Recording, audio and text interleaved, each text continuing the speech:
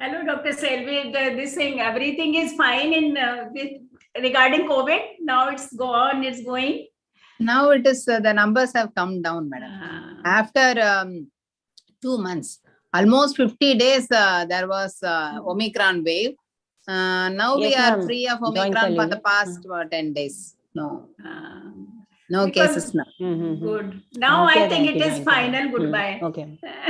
It should be. It should be. We all get so much of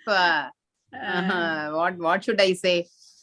So much of difficulties because of that, and so many people suffered. Because West is like, na, they are on unmasking now, na, unmasking. They are saying, na, they are on unmasking. Australia, na, international, because they are scary people, na, international border. Australia, they have opened international borders. So, ma'am, we are good to go, ma'am. We are live now. Amrita? अब मैं बस Usha Sharma ma'am को call कर रही थी. Yes. Dinesh sir has also not joined yet. Who? आ गई doctor Usha Sharma आ गए. I think we can proceed. Okay. By fine. the time everybody will come. And Madam, welcome. Welcome and all the best. Yes, Thank ma'am. And you are going to make it. Thank you. Madam नमस्ते. Madam नमस्ते. Usha madam नमस्ते. वही तो हम हाथ जोड़कर नमस्ते कर रहे हैं. So once again, very good evening to all respected faculties and delegates present over here. On behalf of Corona Remedies Private Limited, I, Vasisht Mehta, welcome you all for the COR Connect live webinar organized by the Gorakhpur chapter of ISOPARB and Gorakhpur Ops and Gynae Society. Now, I would like to invite Dr. Amrita Jaipuriar ma'am to take us through a virtual academic tour. Welcome, ma'am, and over to you, ma'am. Thank you, Vashisht. A very good evening to our honorable guests, respected teachers, seniors, and dear friends. On behalf of the Gorakhpur Ops and Gynae Society and Gorakhpur chapter of ISOPARB, I welcome you all on this platform along with the National President, respected Dr. Usha Sharma ma'am, our General Secretary, Dr. Meena, our patrons, Madam Radha Jina and Dr. Reena Shrivastava, and our President, Dr. Sadhana Gupta. So today we are all here for a sizzling and spicy webinar on drugs in obstetrics, conventional to controversial. So the theme itself is a head turner, an eyebrow raiser, creating enough interest that you feel like diving down in the ocean of knowledge. But we have with us all the leaders, the amazing divers who will not let us get confused and drown in the vast ocean and will save safely. With Dr. Gangadhar Sau as our chief guest, Dr. Anuradha Khanna and Dr. Rajen Singh Pardesi as the guest of honor, and Dr. Alok Devdas as the special guest and expert, we are definitely going to have a smooth sail. Our esteemed chairpersons are Dr. Meenakshi Ahuja, Dr. Ojaswini Patel, Dr. Mahima Mittal, Dr. Deepak Bhagre, Dr. Thelmi Selvi, Dr. Vijay Anand Jamalpuri, Dr. Radha Jina ma'am, and Dr. Madhu Gulati.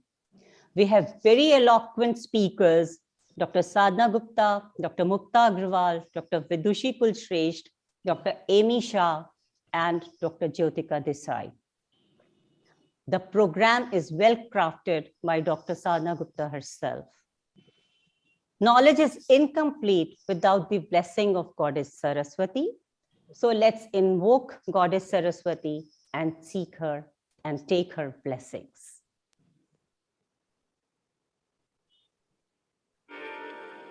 Mata Saraswati Sharada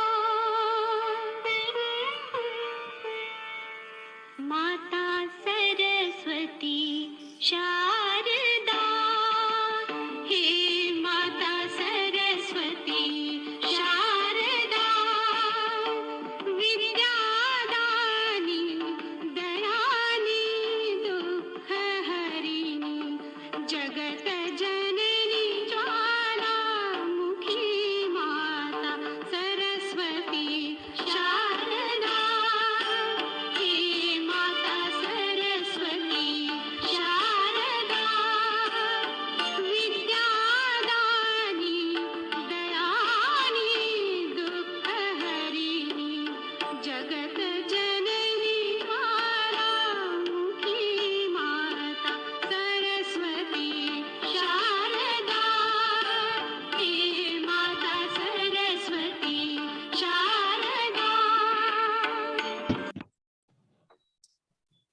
Light gives us all the positivity we need, strength, success, knowledge, and everything.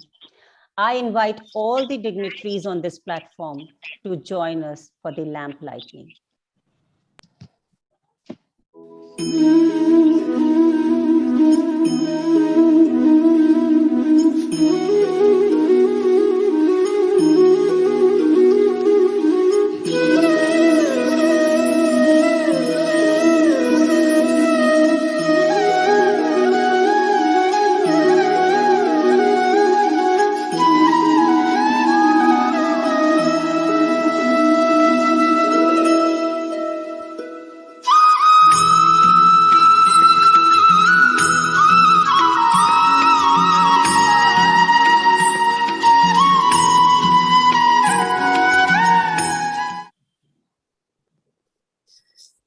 Gorakhpur society is very fortunate to have the protection and blessings of a very strong and determined leader, a leader with a vision and clarity of mind, very learned, famous, a celebrity, and still very down to earth. She is none other than Dr. Usha Sharma, our national president of ISOPARB. She is like an umbrella for us. She is the president ISOPARB from 20 to 2022, consultant, a very famous gynecologist in Patna, very active, and she has delivered many keynote addresses in all the branches of connected to Gynae, Foxy, ISOPARB, RCOG, and contributed many chapters, and she has many publications to her credit. Madam, we want to hear from you your few words of blessings. Over to you, ma'am. Amrita, first of all, you have said too many good things about me. I am just one of you, nothing more than that. And you people are as good as I am. Now I start with my welcome. It is indeed my proud privilege once again to welcome you all in today's important webinar on a very pertinent topic, drugs in obstetrics and conventional to controversial, organized by ever dynamic Dr. Sadhana Gupta and her team. I am so happy to see Dr. Alok Devdas sir as special guest. Welcome and pranam sir. We need your blessings. Now I welcome Dr. Gangadhar Sahu, who is president-elect, and I'm sure he is going to do a lot of work for ISOPARB. And today, as today's chief guest, today's guest of honor, Dr. Anuradha Khanna, a famous gynecologist from Varanasi, along with Rajendra Singh Pardesi. I can see the galaxy of faculties who will be dealing with a wide variety of medications used in obstetrics, right from folic acid to misoprostol, calcium, D3, aspirin, and other conventional drugs. I hope a very fruitful webinar today and attendees will clear all their doubts. I invite all of you to Varanasi for ISOPARB's 37th National Conference to be held on 6 to 8 May 2022. And I'm sure that you all will have a memorable conference, and your attendance is one which is going to make it a grand success. Long live ISOPARB, as I always say. Gangadhar, you should also start saying it now. Already I have started. Good. Thank you, ma'am. Thank you for the wonderful words. Our chief guest, he's a leader and an administrator. He's also a saint at the same time, a pure soul. Every morning I get a spiritual message from him. I feel like I'm his disciple. He loves being surrounded by friends and critics. May I have his CV, please? He's a retired professor and head of the department OBGY, VSS Medical College, Burla. He's presently a Dean IMS and some hospital, Bhubaneswar. He's a pro-VC SOA deemed to be university. We can also see his CV here, and he has many publications and papers to his credit, and he has been an inviting faculty in many of the conferences. And Sir's dream is to be a ladder for others to climb to the top. This shows how devoted he is for his students and his disciples. I love being his disciple. Sir, we would love to listen a few words of encouragement from you. Over to you, sir. Thank you, my dear disciple Amrita. May God bless you. Thank you, sir. So, actually, I'm spellbound how to say, what to say, because Amrita made me spellbound. So that is the credit of a disciple who always outscores its guru or saint. Usha madam, what can I say? I am jealous of you, madam. Oh, goodness me. So wherever I go, I follow you, and whatever I listen to, it is all about you.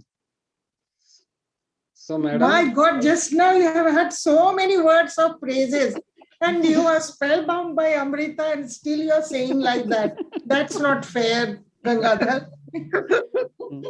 So therefore, there should be conventional and controversial. Something will be fair, something will be unfair. But definitely, as an elder sister, you have to bless me, whether I am a naughty boy or a good boy. That doesn't matter. That doesn't, mean to me. Anyway, as expected by you, I think I will stand to your expectation. Regarding this Gorakhpur chapter and my involvement with this,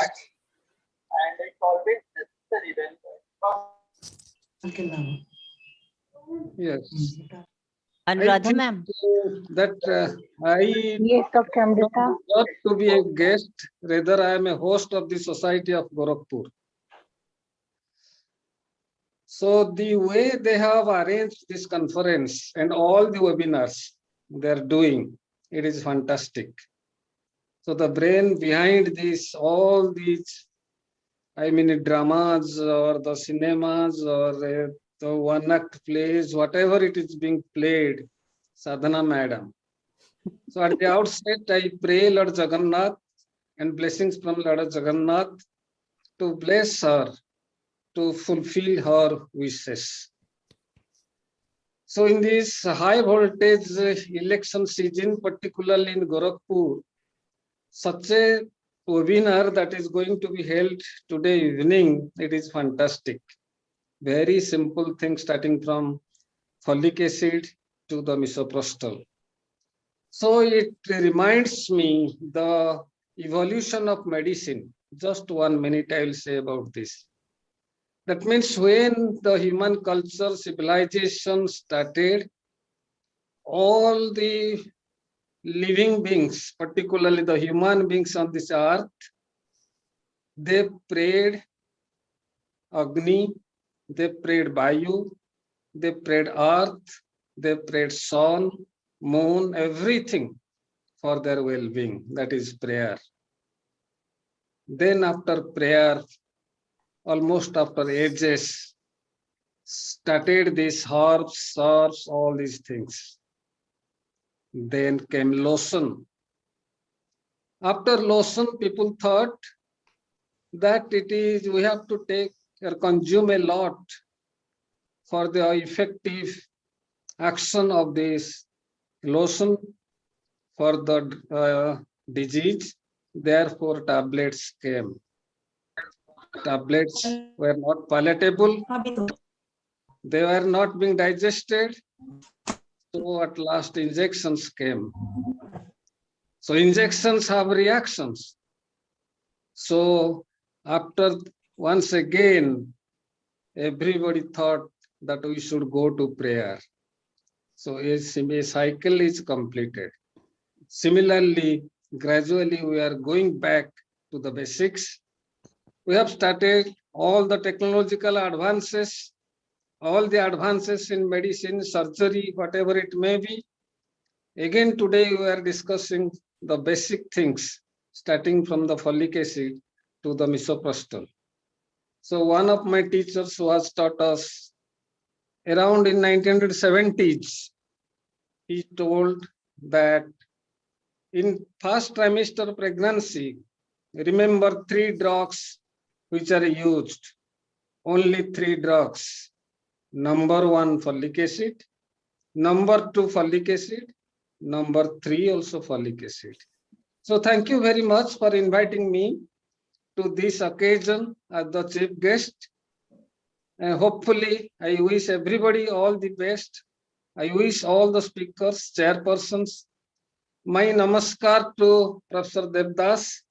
After a long time, virtually we are meeting each other. She is a well-wisher of mine. I seek his blessings for the progress of ISOPARB. Long live ISOPARB. Usha madam, I am following you. Long live ISOPARB. Thank you, Amrita. Thank you, Madam Sadhana Gupta, for inviting me. Thank you, everybody. Once again, blessings from Lord Jagannath and Namaskar. Thank you, sir. It was wonderful to hear you. It was purely entertainment, entertainment, and entertainment.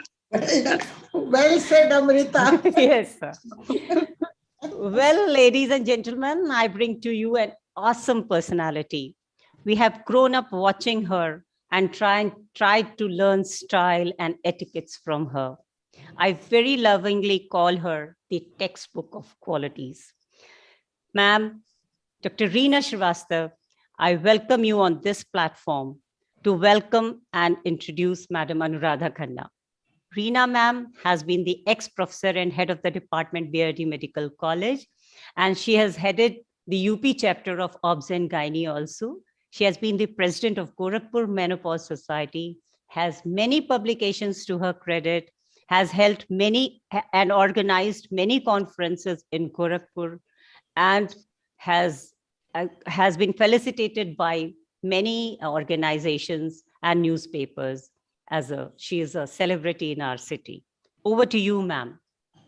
Reena ji, I am not seeing her. So I think I will introduce Madam. Dr. Reena ji, I am not seeing her. So but I heard her, Reena ma'am.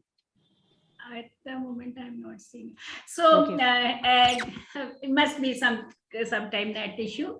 So with the in the capacity of the Gorakhpur chapter of ISOPARB and what you say, the webinar crafting, what we say, I extend a formal welcome to all dignitaries, all faculties who have spared their time, and all the viewers who are with us on this dilemma of drugs in obstetric and gynecology, which is becoming more, and sir had said right from prayer to prayer, and his statement is set the stage for it, that how complex, how controversial, how costly it is being made now, because we have now a plenty of drug. So welcome all again, and it is our pleasure to have Dr. Anuradha Khanna. She is an encyclopedia of obstetrics and gynae. We look forward to her for her in-depth and sky-high knowledge.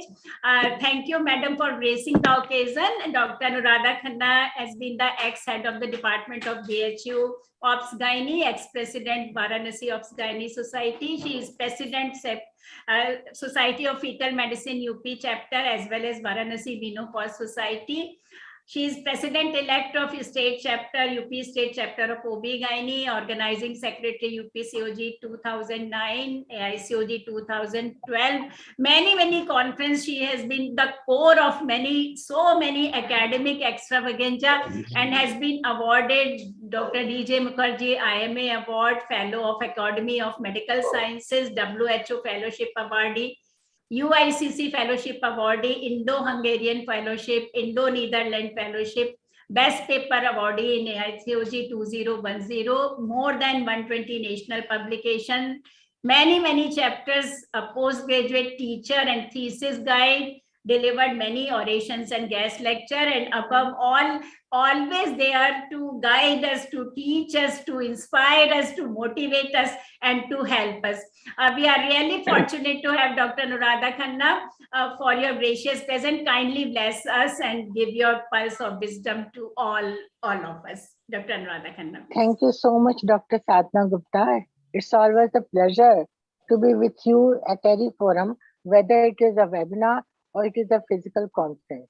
I'm so much honored, and I'm very nice to see Dr. Usha Sharma, Dr. Sahu, Dr. Alok Devdas.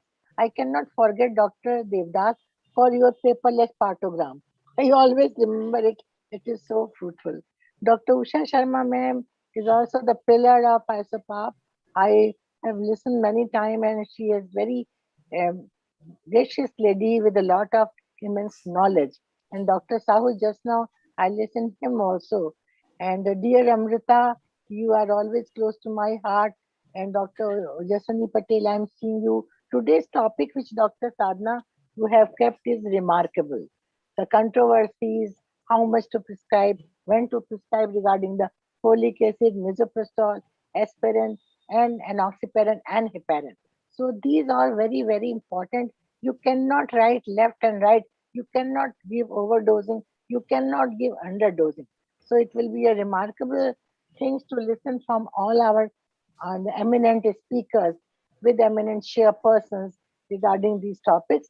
And I will be listening it very carefully, because we all are having an era of always changing the lines and scholars, and also the thesis is done, research is done, and changing attitude, whether this or that remains in controversies. So it will be a great webinar, and I'm wishing you, Dr. Sadhana Gupta, a very, very warm best wishes to your election meeting of FICOG. Thank you very much. Thank you, ma'am, for the wonderful words. We somehow missed Madam Reena Srivastava. She was very much here. I think we can't see her, but she's there. Ma'am, are you there? Just say a hello to Anuradha, ma'am. Actually, I am seeing in participant. Okay. So Okay. request Dr. Babita to go ahead. Yes. Okay. So moving further, I proudly introduce another wonderful personality, very energetic, intelligent, and versatile. Dr. Babita Shukla, may I invite you to this platform to introduce Dr. Rajendra Singh Pardeshi. Welcome, sir. Welcome, Babita. Thank you, Amrita ji. Today, it is my immense pleasure and honor to introduce Dr. Rajendra Singh Pardeshi. Sir is President EMOGS 22 to 24, Vice President EMOGS. It's okay. Now Sir we are is quite Chairperson lagging of behind. Foods and Drugs. Is a faculty in many international conferences and has several 27 papers to his credit. A warm welcome to you, sir. Thank you. Thank you so much for your kind introduction and invitation to this webinar. So I wish to congratulate all the ISOPARB chapter Gorakhpur. Respected Dr. Usha Sharma, Meena Samam, and the chief guest, Dr. Sahu, guest of honor, Anuradha Khanna ma'am, and Aloke sir, and all Sadhana Gupta ji, Amrita, Jina, and Reena. And congratulate Dr. Sadhana Gupta. She has done wonderful webinar with having nice topics, excellent topics. And due to Sadhana Gupta ma'am, I could take the blessings of Gorakhnath, and I cannot forget Dr. Anuradha Khanna also, because due to her only, her invitation, we could attend Varanasi and at the conference of AISUG 2012, it was quite a memorable event. So I wish every success to Dr. Sadhana Gupta for her future endeavor in FOXI as President FOXI. I wish again to this webinar, again wishing success to this webinar. I don't want to become in between you and scientific content. Thank you so much. Thank you so much. Thank you, sir. Well, it's the turn of the amazing leader, the very righteous, bold, focused, working untiringly and incessantly for any job she picks up. A scholar par excellence. She is none other than Dr. Sadhana Gupta. I invite you, ma'am, to welcome and introduce Dr. Alok Devdas. Over to you, ma'am. Thank you, Amrita. It is a real pride and pleasure to introduce Dr. Alok Devdas, whom we have seen since a long time as a mentor, as an innovator, as a thinker, and what we say beside formal CV, his mind is always on the work. And he is a renowned obstetrician gynecologist from the city of Tata, Jamshedpur, who is now the owner of our own Air India, and executive director of the Rajkumari Foundation. And she has been the Shiksha Bhavan Shanti Niketan, awarded many fellowships in the field of obstetric and gynecology. He is a poet, and he is a very active. Once when I was in Jamshedpur, sir was kind enough to not only to have all the sightseeing for Jamshedpur, but he also was invited as some literary function. So it was so much kind of him to give all the time. And Dr. Alok Devdas, first of all, it is a real honor to have you, because sir's book on drugs in obstetric and gynecology is one of the own, not only in India, it is one of the own in the world. We take her and all think everybody should have this book on our shelf for a ready recogner, for our presentations, for update. And many things are not written in his CV, but I was so inspired that being much junior, much younger than him, I was a little taken aback by IT around 15 years ago. And in 2010, sir made a app for things that how you can say that this drug is safe in obstetric and gynecology. So this is something Devdas bag, paperless partogram, fundal height, clinical recognition of IUGR. It is so much of innovation, all for everybody, for all low resource setting. We salute Dr. Devdas for all the innovation which you have done in our field and for our people. Kindly bless us for this very webinar, and we are really fortunate to have you as an expert for the whole session. So Dr. Alok Devdas, please. Well, am I audible? Yes, so voice is low, but you're audible. Okay, I'll bring it. Is it better now? We can't hear him. Yeah, voice is quite low. My voice is always a problem. Is it audible now? No.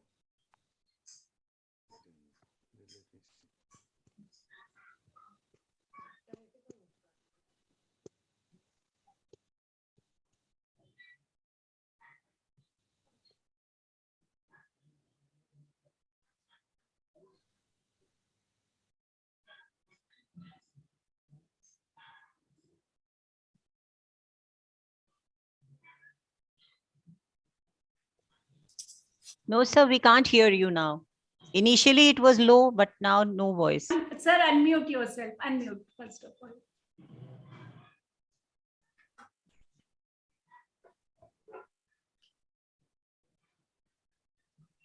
No voice. Bashish, I request you to help him, sir. Just now he was Ma'am, audible. actually his voice is low actually. There is no technical difficulty actually.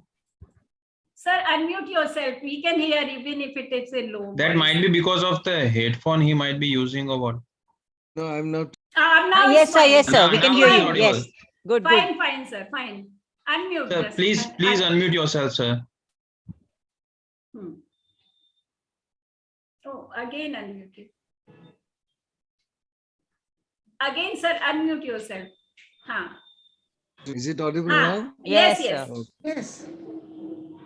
I always have this difficulty wherever I'm in any webinar. My voice volume is always low. Anyway, I think the Sadhana has done a great job picking up this topic, which is useful every day for all of us. And I didn't see properly the program. Just now I've seen, and excellent topics have been chosen. And this subject is a controversial one and will remain controversial. A lot of work has to be done, and Committee of Safety of Drug USA doing mammoth work. It's extremely difficult to pass a medicine for obstetrics. Maybe they are reviewing thousands of papers and then coming to a conclusion. So it's not an easy subject, and we will all wait for the expert speakers to know more about the roles of these few medicines that has been mentioned. Okay, that's all. Thank you. Thank you for inviting me. Thank you so much, sir. So, we quickly move on to the clinical sessions, and we have wonderful coordinators, very silent and brilliant Dr. Ritu Srivastav, sharp and smart Dr. Preeti, and very innovative way of working and methodical Aruna Chaparia. So over to you all for the further proceedings. Thank you all. Thank you, ma'am. Good evening. Let's begin with the scientific session 1, that is conventional drugs in and beyond obstetrics. There are 2 talks in this session. Topic 1 is folic acid across the generation, and speaker is our very knowledgeable Dr. Sadhana Gupta ma'am. The second topic will be dealing with calcium and vitamin D3. Speaker is Dr. Mukta Agarwal. To grace the occasion, our respected chairpersons are Dr. Meenakshi Ahuja ma'am. Madam is Director Fortis La Femme. She is an obstetrician gynecologist as well as a cosmetic gynecologist. She is President IMS Delhi, Academic Secretary Delhi Gynae Forum, past President DGFS, and member of Multidisciplinary Committee. We welcome you, ma'am. Then Dr. Ojaswini Patel. She is Associate Professor cum Project Officer, PPC, Department of Obs Gynae, Vimsar, Burla. She is affiliated to FOXI, ISAR, IAGE, ISOPARB. She is a coordinator of ISOPARB's Burla, Sambhalpur. She has received many awards and has plenty of publications and research articles. She has special interest in high-risk pregnancy and infertility. We welcome you. Dr. Mahima Mittal. She is Professor and HOD, Department of Pediatrics, AIMS, Gorakhpur. She is a former HOD, BRD Medical College, and her area of interest are AES, infant and young child feeding, early intervention in children, and quality improvement in healthcare. We welcome you, Dr. Mahima. Now I would request Dr. Meenakshi to please introduce our first speaker, Dr. Sadhana Gupta ma'am.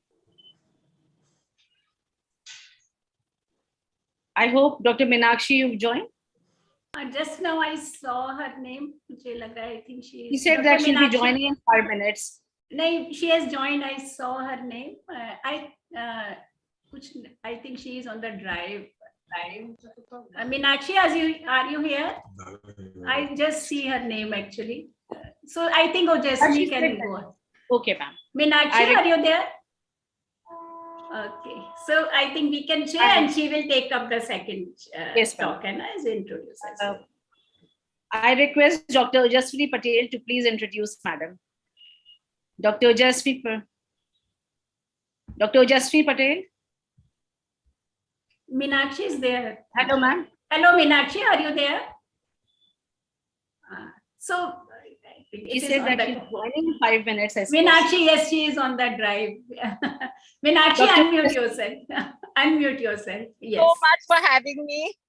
I was actually stuck in an emergency, but now I'm here. Thank you so much.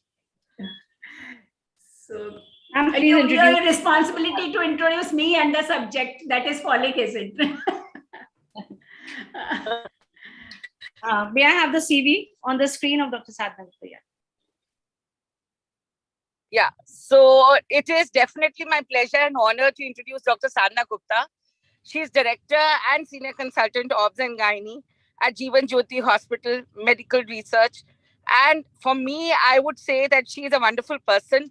She is our she has been Foxy representative to Suffolk 2018-2020, Vice President of Foxy, and a very deserving and able candidate for Foxy presidentialship this year. So I'm also very excited about hearing Dr. Sadhana. It's a very old topic. All of us understand the importance of folic acid, more so now. But let's see what Dr. Sadhana has to say today. Thank you, Meenakshi. So, Ritu, I can just... Yes, ma'am. Yes, so I'm sharing. Thank you, Meenakshi, for all the effort taken to join despite all emergencies and all the travels. Thank you very much to be with us.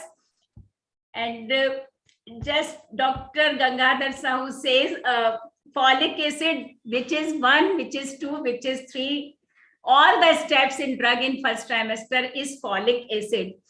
So again, I welcome all as a convener of this webinar, as well as the president of Gorakhpur chapter of ISOPARB. I bring greetings from ICOG, Suffolk, Foxy, ISOPARB, on which I have served along in different capacities. And what Hippocrates says around 2,500 years ago, that let food be thy medicine and medicine be thy food.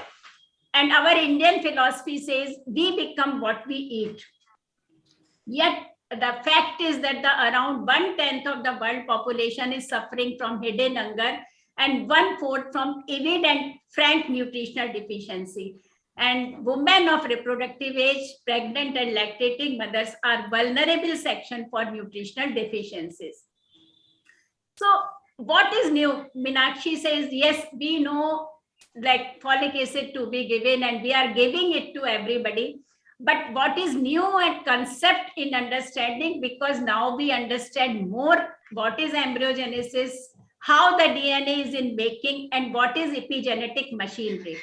And now folic acid has gained a considerable attention. It is not merely a clinical issue, it is a public health issue and across the specialties.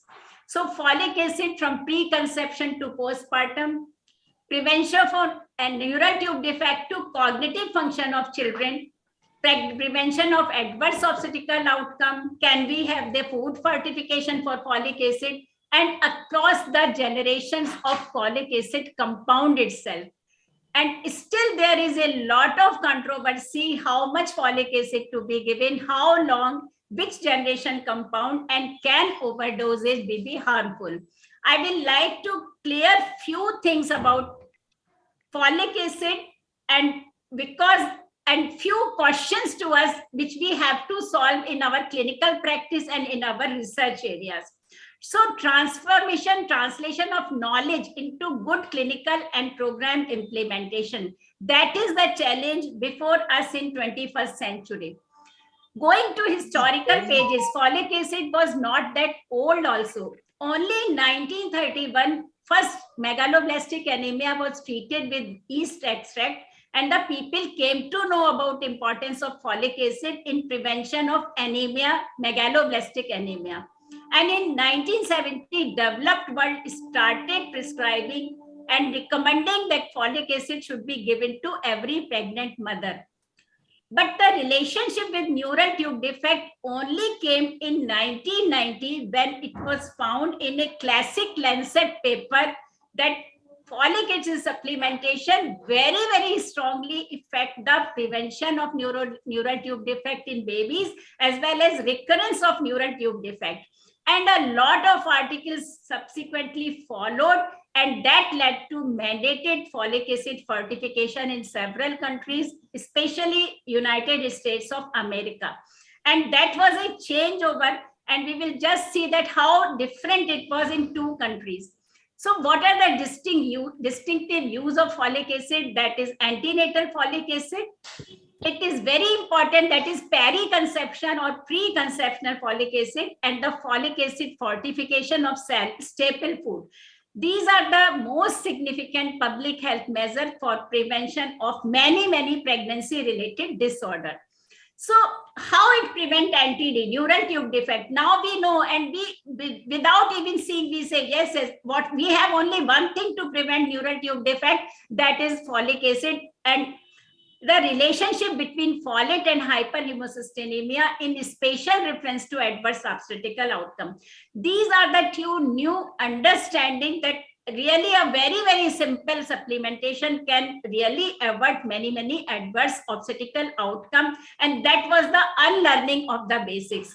So it is our folic acid compound, and I say what we read in biochemistry, benzene ring. Sometimes I see that is like a kundalini or something of the nature, that we have these all ring. It is folic acid, which is vitamin B19. It is essential vitamin because it has to be taken from food. It is not being manufactured, it is not being made in our body. And folic acid is a synthetic dietary supplement, and dietary is the folate which is found in green leafy vegetables, egg yolk, legumes, and the citrus food.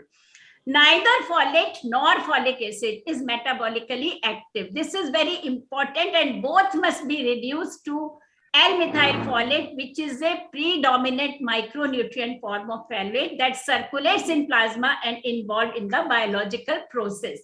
So to become folic acid metabolically active, we need a lot of enzyme, and the two enzymes are core of our interest, that is dihydrofolate reductase and the MTHFR, that is methyl tetrahydrofolate reductase. And this is necessary to provide all the biological activity, that is one carbon transfer reaction, which is needed for purine and pyrimidine synthesis during our DNA and RNA assembly, DNA methylation, and regulate homocysteine metabolism. So MTHFR is the critical enzyme for all biological process that involve metabolism of folate and methionine, and this new understanding has changed a lot in our understanding. This is the same what we have explained. It is folic acid what we supplement. We can have folate in our food, but it needs DHFR, then the MTHFR for becoming a biologically active molecule and process into the one carbon reaction. So what is one carbon transfer reaction? It really affects our making, our genetic makeup, that is purine and thymidylate biosynthesis, amino acid metabolism, formate oxidation, and folate dependent reaction are essential for fetal growth and development, as well as maternal and paternal well-being. So mind it now, the male counterpart, the male role of reproduction in genetics is also being under close scrutiny. And when we see the reproductive like less performance among male, then it should be also concerned that folic acid might be needed by the father as well. So beyond organogenesis, it is the first is the all purine, pyrimidine, DNA, RNA synthesis, and secondly is the our focus for folate acid now with the all production of homocysteine, and hyperhomocysteinemia is first studied into the vasculopathy for the cardiovascular and cerebrovascular disease. Then the thought arises that all obstetrical adverse outcome is form of a certain vasculopathy, and can hyperhemocysteinemia be cause of many adverse outcome, and folate is required for correcting hyperhemocysteinemia and formation of methionine. So hyperhemocysteinemia, I am not going to detail, but it is a now very much area of interest that for recurrent pregnancy loss, placental abruptio, for many adverse outcome, hyperhemocysteinemia in pregnancy can be caused. And when we have less folate in our body, then it can cause hyperhemocysteinemia. So these are reactions which we like, it is a biochemistry, they seems complex, but the takeaway is that we have a lot of pathway, And when we want to convert the homocysteine in methionine in our system, then we need a good amount of folate in our system. So that is the crux of all these complex reactions, that homocysteine is changed to methionine when we have a good amount of methyl folate, that is biologically active of folic acid, as well as methylcobalamin, and homocysteine changed to cysteine when we have the vitamin B6, that is pyridoxal 5-phosphate. So pregnancy is associated with increased demand. Now coming with this basic of folic acid, folate, pregnancy is special status because the fetus is growing, uteroplacental organ is growing, as well as there is rapid plasma clearance because of increased catabolism, and the serum folate concentration declined by 42% between 16 to 34 weeks of gestation. And it is essential that plasma folate level should be above critical level of 7 millimole, because it is what is the plasma level of mother, that is the main determinant of transplacental folate delivery to the fetus. So we must have that critical level of folate, so the fetus get all adequate folate in his system and develop the all DNA and RNA synthesis in a big way. How can we ensure this? By the folate rich food and the supplementation. And if we don't have or follow either risk of gestational folate deficiency, it is still a public health problem, because there are still gaps in knowledge that how the placental transfer and metabolism occur for folate in mother and fetus. So dietary folate, what we have a good diet, it contains around 120 to 300 microgram, and it is all green leafy vegetable. What is foliate? That is green leafy vegetable, where the nature have put the store of folate in our diet, but it gets also destroyed in cooking. Pregnant women need 200 microgram, that is in diet, plus 400 microgram. I will say it is during first 12 week of pregnancy or throughout full pregnancy. This is a question mark, and I will answer try to answer this question a little bit. And breastfeeding women, again 260 microgram. So folic acid deficiency during pregnancy, what the Lancet study says is strongly, and a lot of paper, that neural tube defect is the main, can be prevented by folic acid supplementation, and we will just see that how it helps. So the birth defect, we know it is around 6% of all stillbirth and around 10% of all adverse outcome. And we still don't know. It is a complex disease. It is a multifactorial disease in neurulation of brain and spinal cord. And the important point is that it occurs between 21 to 28 days after conception. So when the patient or the pregnant woman visits to us around 15 or 20 days ago, 20 days after missing period, already the neural tube, neural crest making and the transfer from the cranial and caudal is already going on. So that is the importance of periconceptional and preconceptional folic acid, which the world is looking and the science is looking. So it is the time frame which shows that 30 days the neural tube closure has done, and the cranial and cardiac neural crest style migration is on the way, which can lead to upper lip palate formation and palate, that is cleft lip and cleft palate, and the immigration caudally, which can cause the association integration of neural crest with the heart structure. So this set the stage for the preconceptional neural tube defect prevention, because if we start folic acid after 12 weeks, which was the norm and still the norm to prevent megaloblastic anemia and to prevent iron deficient erythropoiesis, we will not have the advantage of folic acid in prevention of birth defect, which occurs 21 to 28 days after the missed period. So this is the multi-MRC vitamin study which I was talking, which published in 1991, and this was a clear departure from prenatal supplementation to the preconceptional supplementation. And this finding was so strong that North China has got the incidence of 4.8 per thousand live birth, and South China 1 per thousand neural tube defect incidence. And when the folic acid was supplemented and RCT was given, there was 80% reduction in North China and 40% reduction in the low incidence. So it was such a strong evidence that all the medical fraternity advocated for preconceptional and periconceptional folic acid supplementation, and that lead to, in America at least, the fortification of folic acid, because every woman can have pregnancy anytime, and if we miss that period, then we are going to have quite a good incidence of neural tube defect. In 2007, Canadian Society recommended higher dose category for certain high risk group, that is patient with diabetes, patient with epilepsy, smoker, alcoholic, obesity, low socioeconomic status, and poor restricted diet, and the incidence history of neural tube defect in previous pregnancy and the genetic polymorphism, which we will just cover.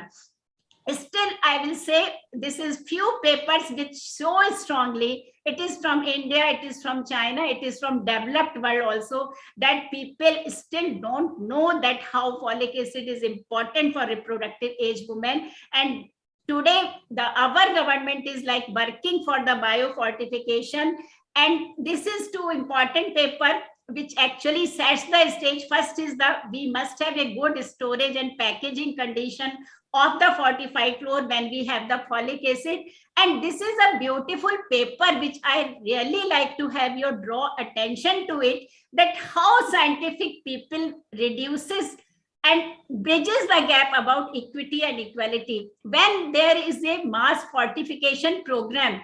This is a study done, and the petition, that is a legal case, that Hispanic women who are poor and who use corn flour as a staple diet, they are not getting benefit for the folic acid fortification, because fortification is not done for the corn masa flour. There was a legal case, and they made it available that folic acid was fortified with masa flour, and the next step they are working that it is available in local and regional market. So this is the actually ultimate value of science. Disparity, it should prick our conscience. It should observe, and it should fought with clarity and patience. So this is the way where our all clinical educational material, our all conferences and webinars really make some sense that what we are doing in our world. It is a little 2018, India is on the food fortification. Still, it is not mandatory. Government is having plans that how we can do the mandatory fortification. It is going, it may be effective or it may not be effective, but India is set motion for healthy nation, and folic acid fortification of our floor is one of the way. So this is all about neural tube defect. Can it prevent other defect also? So what we say, the cranial migration and caudal migration of neural tip crest. So the cleft lip, cleft palate, and congenital heart defect, and the limb reduction defect. There are a multiple study and inconsistent study, but few studies says that it prevent only NTD, and few studies said that it prevent the other abnormalities also, because after fortification there have been marked reduction in incidence of congenital heart defect as well as cleft lip and cleft palate. So this is important, that it is still to explore, but it has some beneficial effect for other fetal birth defect also, that may be the heart defect, urinary tract, as well as the renal defect. And promoting use of folic acid and multivitamin supplement among reproductive age women will reduce incidence of birth defect. That is takeaway, because we see besides folic acid, we also need vitamin B6 and the methylcobalamin for all homocysteine and the metabolism. So risk of having any NTD effective pregnancy may outweigh any risk or any cost which is needed for fortification or side dietary supplements. So it is a one really issue that it should be available to all, whether they come to our clinic or they don't come to our clinic. The second is what we always know, that it is anemia. Still NFHS 5 says it is anemia in women and children is aggravated, and anemia continues to be a major concern in India. And we know WHO as well as his family welfare says that they give all patient iron and folic acid till 100 days postpartum. And I will just highlight few things that folic acid deficiency is a cause for dimorphic anemia as well as megaloblastic anemia. And when we are so much talking about hemoglobinopathies, we must also look that if the that RBC index or the general blood picture shows the larger size of erythropoiesis and the segmented neutrophil, please look for that the patient is having any sign of megaloblastic anemia or not, because what is the all physiological change cause the what a reduction of folate level, and the patient has the higher need. So very, very important. And when the patient is having hyperemesis or some GIT disorder, they can be much more folate deficiency. And now we are having a lot of multi-fetal pregnancy, and that is a independent risk factor for the folate megaloblastic anemia. Malaria is also in our endemic in many, many areas of our country, and the sickle cell disease. And whenever there is hemolysis, there is a rapid erythropoiesis, and folate stores are deficient, and it causes megaloblastic erythropoiesis. And why I am saying here it is not only, remains an important public health problem. It can suddenly appear between 5 to 7 months of pregnancy, much more with multi-fetal pregnancy or moderate anemia. And if you give only FCM or IV iron sucrose and folic acid is not cared in adequate dose, suddenly there is a severe megaloblastic anemia that can be life-threatening to mother. It can kill mother, and we have to be very sure that if we are giving parenteral iron, that the folic acid and vitamin B12 is given to mother at the same time. Puerperium is another risk time when there is a sudden blood loss at delivery and lactation, and megaloblastic anemia can manifest. APH with megaloblastic anemia is indication of blood transfusion. When there is a full-fledged megaloblastic anemia, then the dietary folate may not work, because there are a gastrointestinal epithelial cell are also changed to megaloblastic changes. So they are not able to absorb, and that is indication of parenteral folic acid and cyanocobalamin. So these are, I'm always saving mothers is our national key health priority, and we must understand megaloblastic anemia and role of folic acid and vitamin B12 in our clinical setup. What are high risk factor? Malaria, twin pregnancy, and we must give adequate demand, and when the patient is having higher demand for the folic acid, and we have to increase the dose. Adverse obstacle outcome, it is what I say, it is homocystinemia, and it can cause the folate deficiency, can hyperhomocystinemia, and it can also have effect on the preterm birth. So still we are not sure that the folate level actually reduce the preterm birth, but India contributing to around 25% of preterm birth all over globally, with all neonatal issue, because the people are not able to care for NICU and the so much protected care. It is very important that these studies are taken in the research setting, that it help in prevention of preterm birth also or not. So it is also important that the duration of the folic acid, and the study shows that the patient has been taken from 9 months, like before conception, a good amount of folic acid, those women have adequate folate status, and they have less chances of preterm birth. So these are the gaps in knowledge still. And what is hyperhomocystinemia with RPL, preeclampsia, preterm delivery, abruptio, IOGR, GDM, and the small for date gestational baby. So when we, like now, when we have a RPL or something like preeclampsia, prediction of preeclampsia, we talk so many complex things, but a simple folic acid supplementation in a right dose, in a right drug, can also have a very, very important preventive role in all adverse obstacle outcome. And we must keep in this mind that our prescription is well done.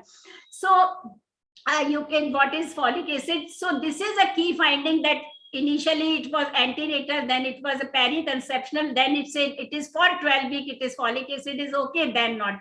But folic acid should be given throughout the pregnancy. We don't know, but still the research says, especially in Indian setting, it is important. And these are all studies which shows that the folate level and the homocysteine level are correlated. Now coming from pregnancy to next generation health. And this is very, very interesting paper which I would like to have shared. That is the fast offspring trial. And this study shows 3-year cognitive behavior and the 7-year cognitive behavior in the children whose mother has been given folic acid and whose mother don't have the folic acid in the 2nd and 3rd trimester. First trimester it's okay, and it was shown why this study was done, because when they have the effect of NTD, then they can have effect on the proliferation and growth of neuronal cell as well as the synthesis of neurotransmitter. And the study shows that at 3 years and 7 years, the babies, girls as well as boys, have improved cognitive function if mother had adequate folate status. So this is very, very important. It is another study, that is Generation R study, that when we have the less folic acid supplement, the babies have more behavioral problem in offspring. So these are the papers to ponder of. It is not to be followed blindly, but these are the papers to give a thought process to us. And it is again a paper which shows, it is a systemic review actually, out of which 22 articles, 15 studies showed that the beneficial effect on the developmental delay or autism, 6 shows no statistically significant, but the one study shows that if we give higher dose, it can be harmful. So a little bit that higher dose can be harmful, I will just touch on it. And the most countries, what I say, this is the change in policy, that should we continue folic acid throughout the pregnancy, because it has short-term effect on obstetrical outcome as well as the long-term effect on the baby's cognitive behavior as in adult life. Can high dose be harmful? We actually don't know. But 2 things are coming with the all MTHFR studies, that if we have a high amount of unmetabolized folic acid, then they can compromise the immunological defense against cancer. And the study today, what we know, that the deficient state can stimulate the carcinogenesis in colon. Moderate dose will suppress the carcinogenesis, whereas high dose of folic acid may again enhance development of cancer.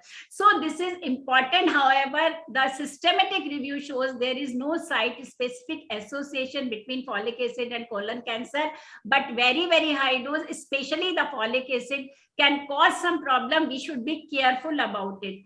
And this is again studies which shows that very high dose of the folic acid the babies can have allergic and respiratory problem, that is asthma, especially in the last trimester of the pregnancy. So these are all studies which are give thought to you that what dose, how much duration, and we should be particular that it doesn't get too high, and we should be cautious that it doesn't get low also.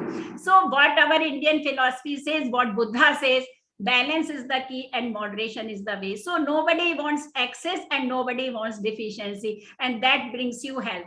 Finally, 3 minutes for the newer generation of folate, which are very much talked about, that is FMTH. And why there is concept? Because we know now about genetics.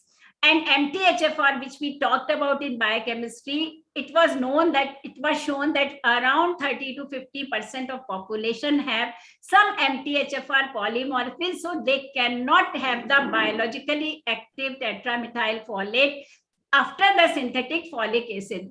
And this is in the US, it is around 50 to 60%. Indian studies says it is around 30%. But this is important. If the mother is having that genetic polymorphism, then the simple folic acid which we are prescribing to all in public health facility, government is giving, it may not be effective for these patients who are having this MTHFR polymorphism. So understanding of genetics has opened like a new window to nature and God.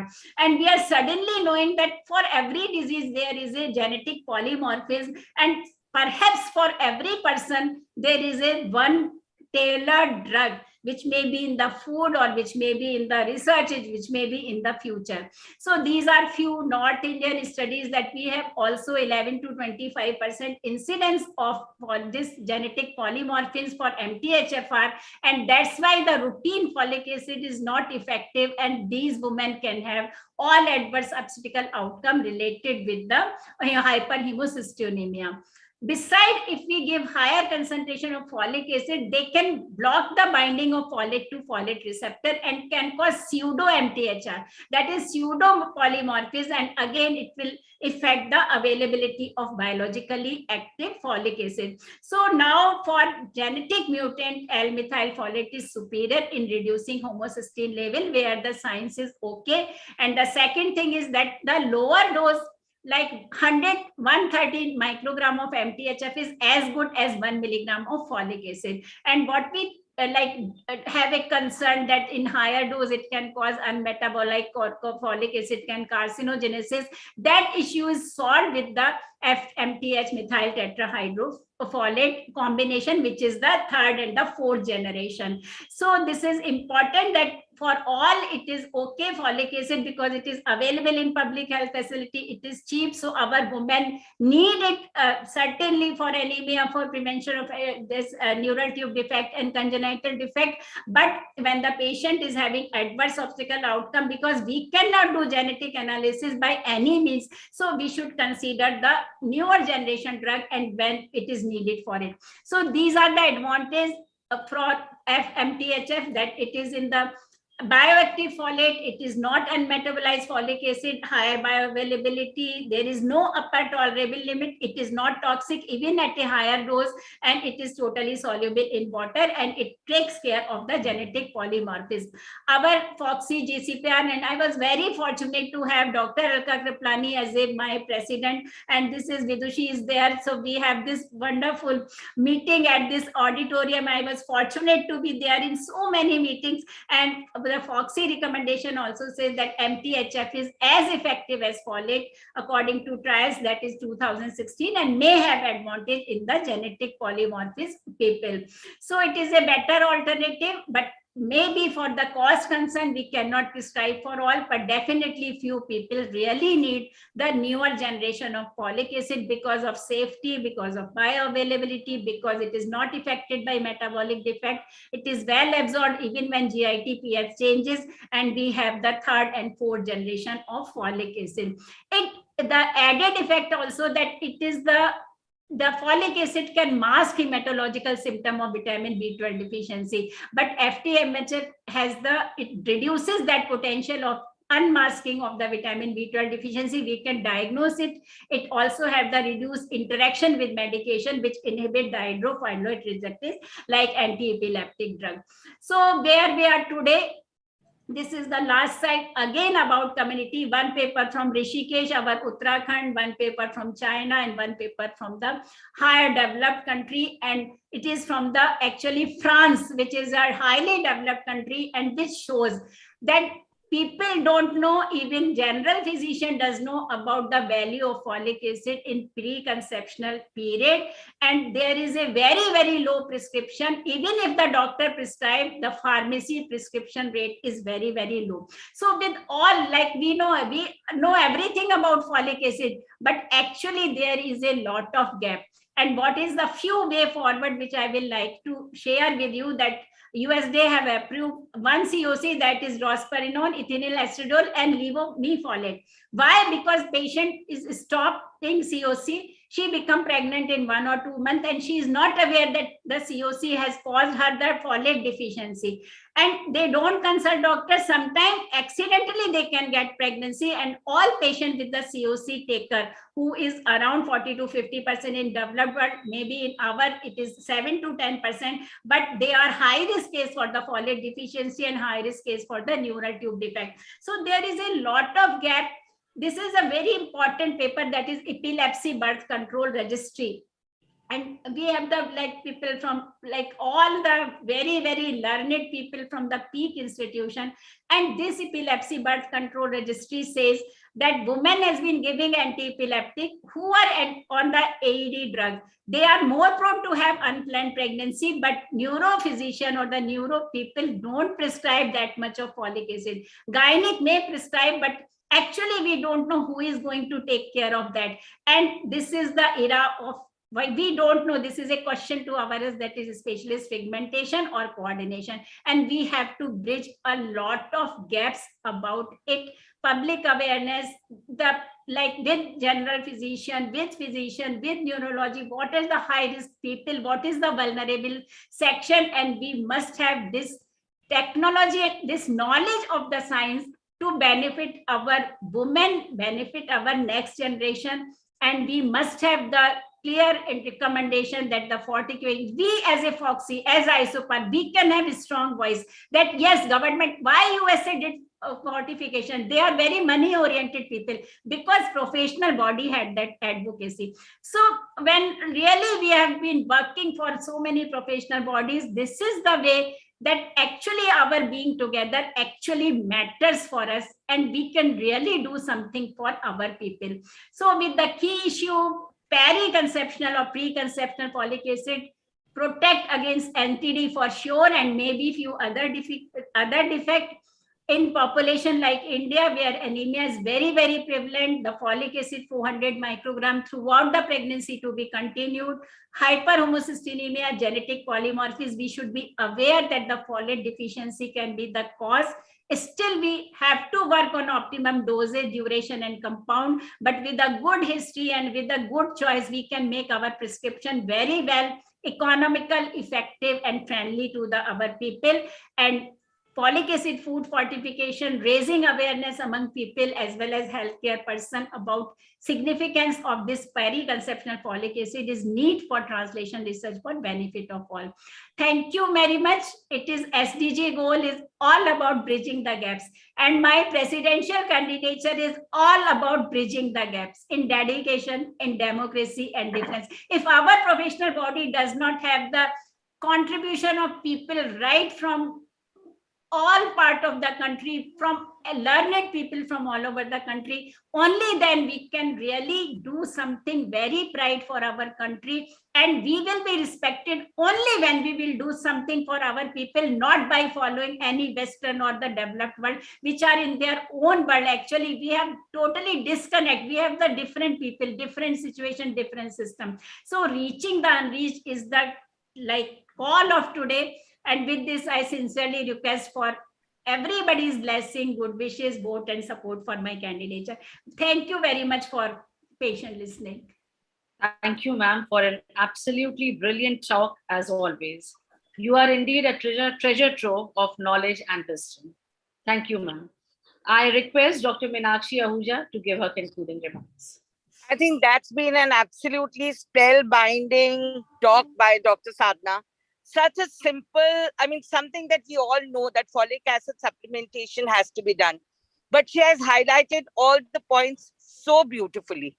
The first point being that we must start it whenever a woman goes off contraceptives or is thinking of pregnancy. When a patient comes for fertility treatment itself, we must start folic acid. That's a very basic thing, but we tend to forget it. You must remember that now in the UK, I think everyone knows about that landmark case where that girl who had folic acid her mother was not prescribed folic acid in pregnancy. And at 20 years later, she has sued her gynecologist for millions of pounds. And she has won the case that why folic acid fortification was not done when her mother was expecting her. So you have to keep in mind. And when we talk about the cost, today itself, my resident was asking me, he shown me a report of a 28-weeker who has a meningocele. So actually, if you realize the cost which goes and the trauma which goes, and this is the most easily preventable congenital defects. In India is the hub. We have the highest congenital defects in the world. So definitely using folic acid as a practice is very important. Coming to the other thing which Dr. Sadhna highlighted was that also for anemia, or if a patient is on anti-epileptics or something, she needs to be on folic acid regularly. And I firmly believe in the newer generation folic acids Because so many times, with recurrent miscarriages, when we are testing, hyperhomocystinemia is actually very common in India. So we must keep into account that with the hyperhomocystinemia and patients having recurrent abortions, definitely giving them the activated form of folic acid, and sometimes even to the male partner, really helps in getting the homocysteine levels down and helping her conceive with a healthy pregnancy. Thank you so much, Dr. Sadhana. That was a wonderful talk. Thank you.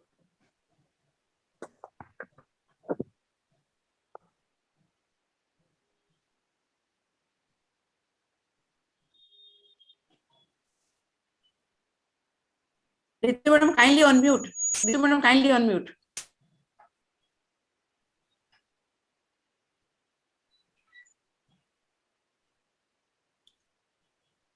Dr. Sadhana, may I say something? Ritu, unmute yourself. Yes, sorry, ma'am. Yes. I humbly request Dr. Alok Devdas for his valuable expert comments. Dr. Anuradha wants to say, and then Dr. Alok. I think, yes. Yeah, I must congratulate Dr. Sadhana for your wonderful talk. And I'm also a pleasure to inform you that about 7 years back, one PhD thesis was done under me in BHU, IMS, Institute of Medical Sciences, on MTHFR gene in the babies who are born defective. So it was a thesis that mother was having MTHFR polymorphism in about 20 to 25% of cases. So it is very remarkable. We have proved in our study that there is a correlation. And we have also found a correlation to diabetes mellitus. That is a new thing, that those who are having bad obstetrical history, repeated anencephalic fetus, spinal neural tube defects.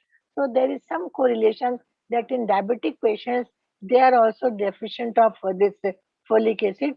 So you have rightly said that supplementation is required in first, second, and third trimester, because you see the diabetes mellitus GDM is developing in first and second and third trimester. So those who are having it MTHFR polymorphism, they are always deficient and they need supplementation.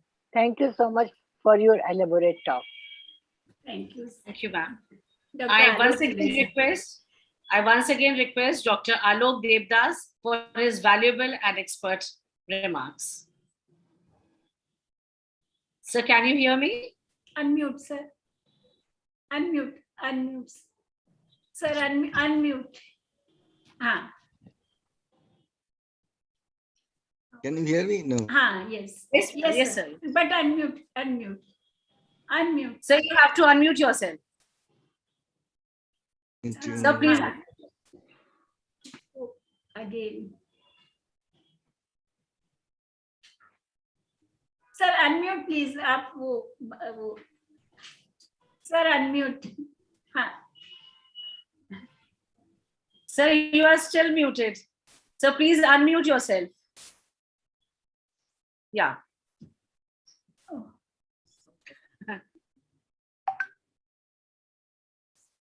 Sir, again you have muted yourself. Sir, please unmute.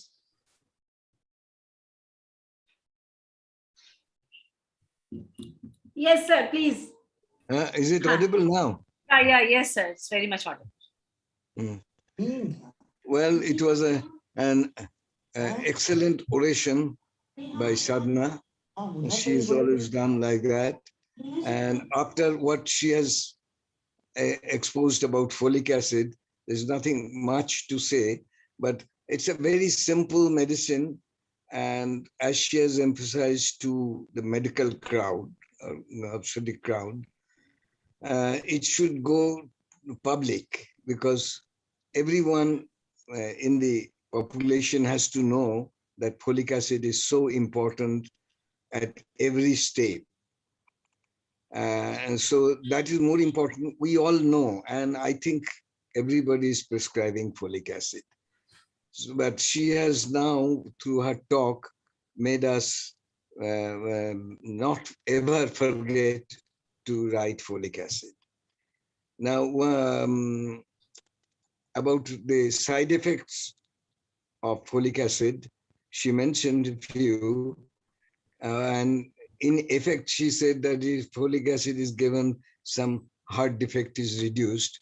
And I have read papers in maybe a British journal that if you give folic acid in high dose, like the dose used to be 5 mg 3 times daily, that increases the heart defect in the baby. So now the dose has been standardized. It should not be more than 0.8 mg per day. But most folic acid preparation in the market is 5 mg, which is, I don't know, some 1,000 times more than is necessary, and likely to have side effects. So something may be advised through government to the pharmacy that they should follow this 0.8 mg maximum dose for pregnant women. And well, she has gone at micro level to convince us about giving folic acid, and we are convinced. But with our recent experience all over the world on various medicines, especially statin, we should not stop here that everything is good, just like statin for last some 40 years, that if you took statin and you'll never die from heart attack. But now we know that statin has so many bad effects. Similarly, we should not stop doing research on folic acid, because already so many 1,000 papers there to say that it is good. How good it is, we'll have to do further research, continuous research, since we are going to advise it for population at large. So they may have later on, maybe after 5 years, some side effect may crop up. So this has to be kept in mind for the researchers, even for clinicians, and only that 0.8 mg dose should be prescribed. Well, thank you, Sadhna, and thank you very much, sir. Thank you to all of you. Thank you very much, sir. Now is the time for the second talk by Dr. Mukta Agarwal. I request Dr. Ojaswani Patel to please introduce her. My namaskar to one and all. It's a great privilege to be part of this important scientific deliberations and being chairing this session. And I feel proud, privileged to introduce Dr. Mukta Agarwal Madam, who is the additional professor and unit head of All India Institute of Medical Science, Patna. She has passed from the KGMC Lucknow with flying colors, with 17 gold medals in MBBS and also gold medal in postgraduate. And she has more than 40 publications in the index journals. And she is a peer reviewer of the Journal of Obstetrics and Gynecology of India. And she was the secretary of IAG Bihar. And she was the co-chairperson of the endoscopy committee and the imaging committee of Patna OG Society. And her topic of presentation is the role of calcium and vitamin D3 in ONG practices. And now it is over to you, Madam Mukta Madam. Thank you so much, Chairperson Madam, for the nice introduction, and good evening, one and all. And at the outset, I would like to thank respected Sadhna Madam for giving me this opportunity, whom I always consider an epitome of knowledge and strength. And today also, ma'am, you mesmerized us with your vast knowledge of the subject. And my topic for presentation is calcium and vitamin D3.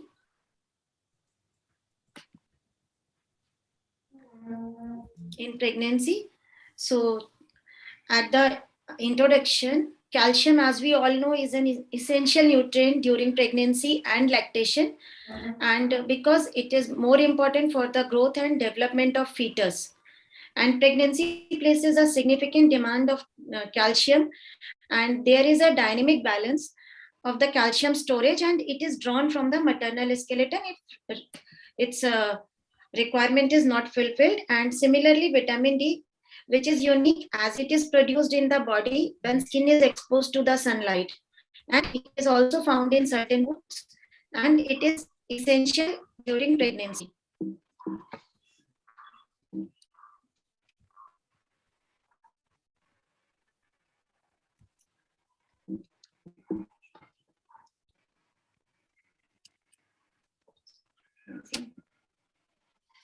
So calcium is the most abundant mineral in the human body, and 99% of amount being present in the bone and teeth.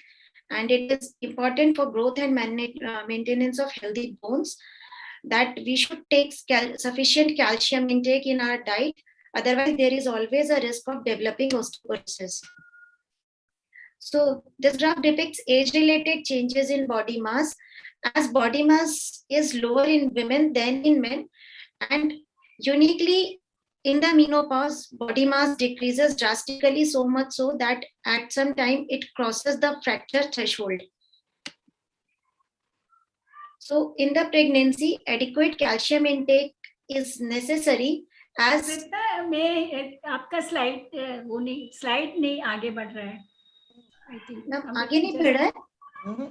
I see Slide not moving. Slide not moving. उसको एक बार double click करिए आप.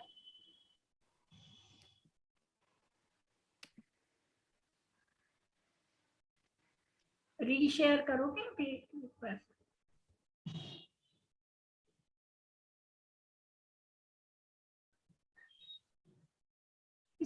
एक बार reshare करना अमृता पटना.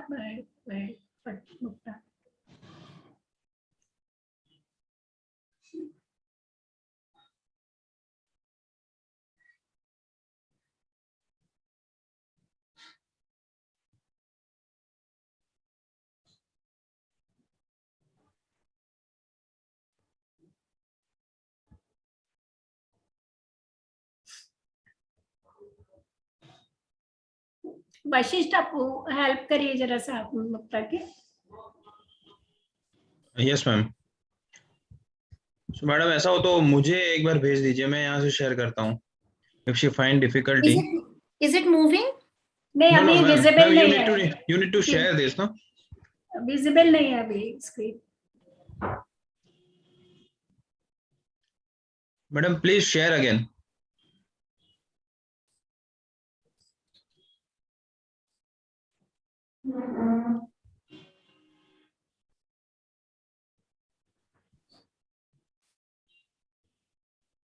अभी तो slide दिख नहीं रही है तुम्हारी. अभी तो पहले तो it was visible but yes to share it.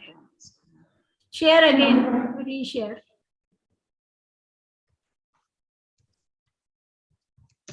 Can we, Mukta, with your permission, can you go to other talks by the time, or just check in 1 or 2 minutes, I think.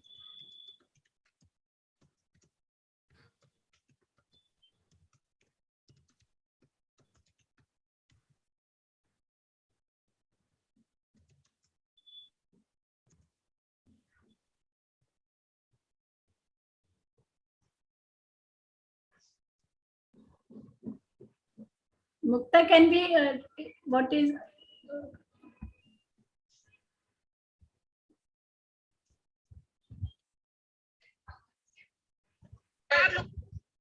I think by the time Mahima Mittal, if you are there, then you can give your pediatric neonatologist perspective on both drugs. By the time Mahima says, by the time Mukta joins with the screen. Okay. On the both drug, I think. Yeah, please throw some light on the neonatologist perspective of folic acid and calcium. Okay, so good evening all. This was a very interesting talk that Dr. Sadhna has given, and she's covered almost all the aspects of folic acid. She's touched the genetic effects, then she's touched the metabolism, and the new thing that I learned about it was the genetic aspects, the MTHFR genes. And this is so prevalent in our country, like it's around 30%. So this is something which was new for me, that it's around 30% here. And she has touched upon the FAST trial, which is the landmark trial. And she has talked about the effects of deficiency of folic acid at 3 years and 7 years. And I would just like to add upon that this trial, this study was taken further at 11 years. And again, they found that the neurocognitive effects on the children was quite high. And the verbal comprehension in these children was found to be very good as compared to those who did not receive. Then she has touched upon the Generation R studies. She's touched upon almost everything.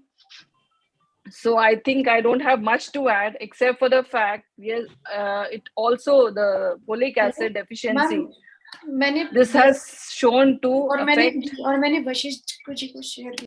Yeah, this has shown to affect the children later on also in chronic diseases. Like there is increased chances of obesity in these children. Then there is increased chances of insulin insensitivity leading to metabolic syndromes in these children. So, and it has a transgenerational effect.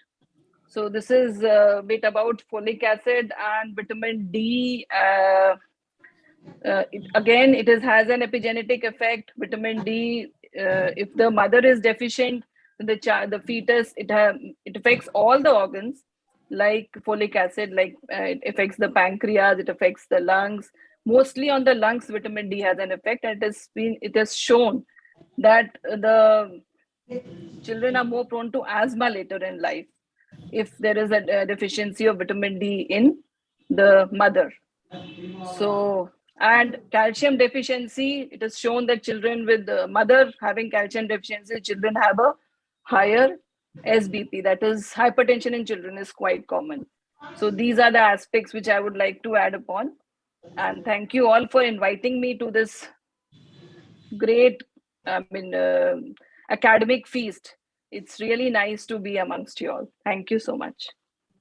Thank you, Dr. Thank you. Mahima. And Bashit, you have got this thing, presentation? Yes. Yes, Mukta, go ahead. Yeah. Sorry for this disturbance. So please move to the next slide. Yeah, please move to the next slide. Next, please. Next.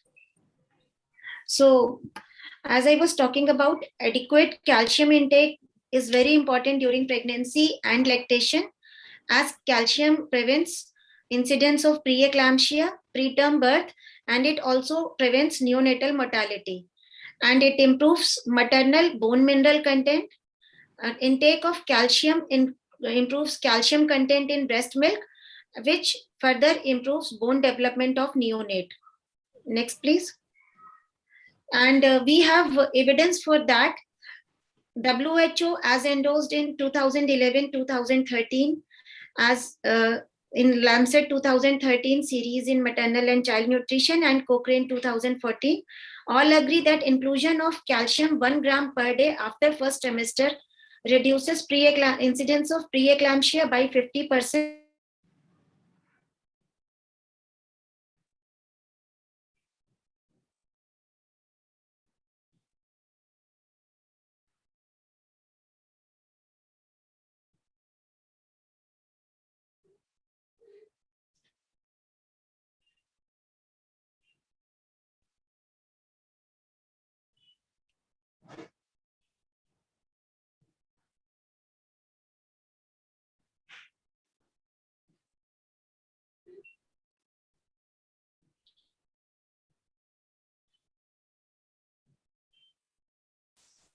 Is Mukta audible? No.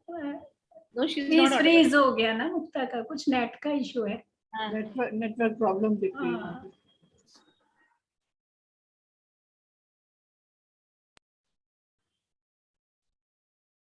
Can we go ahead with the second session? एक बार just because. Ojaswini, I think we will pray, like when her net problem is there. Okay, madam, no problem. Other We can move to the other topic, like part two. Yes. Session 2 we can move to that. And we are waiting for Mukta. When she comes, then we will resume her talk. No? Okay, After ma'am, this, okay. after completion of this talk. Yes. So Ritu, go ahead. With the Preeti, yes, call chairperson. Sorry for the inconvenience. Now I request Dr. Preeti Pridashni to conduct the second session. Thank you. Thank you, Dr. Ritu ma'am, for coordinating the very informative first session. Unfortunately, we're taking a short break from the first session. We now move on to the second session for today's webinar. We have two talks scheduled for this session. The first talk is on aspirin and heparin, by Dr. Vidushi Kulashrestha, and the second talk is on drugs for liquor abnormalities by Dr. Amy Shah. For this session, I would like to invite and introduce our esteemed chairpersons, Dr. Deepak Bagre sir. Sir is the immediate past president GOGS and has previously headed the Department of Obstetrics and Gynecology at MP Shah Medical College, Jamnagar. He has previously also been the chairman of Scientific Committee Gujarat State Gynecologist, president of Jamnagar Gynae Society and IMA.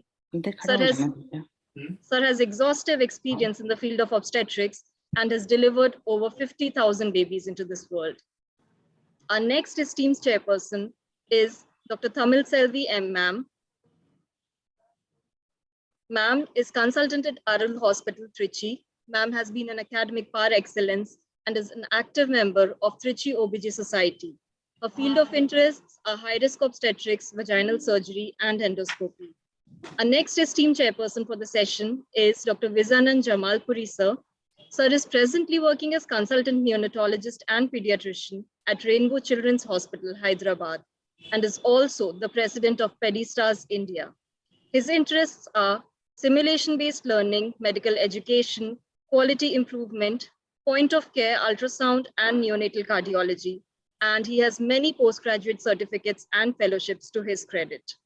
So for the first talk of the session, I now request Dr. Deepak Bagre sir to introduce our esteemed speaker, Dr. Vidushi Kulashrestha ma'am.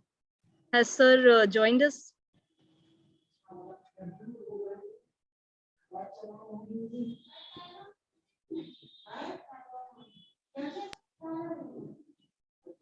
Deepak sir, have you been able to join us here?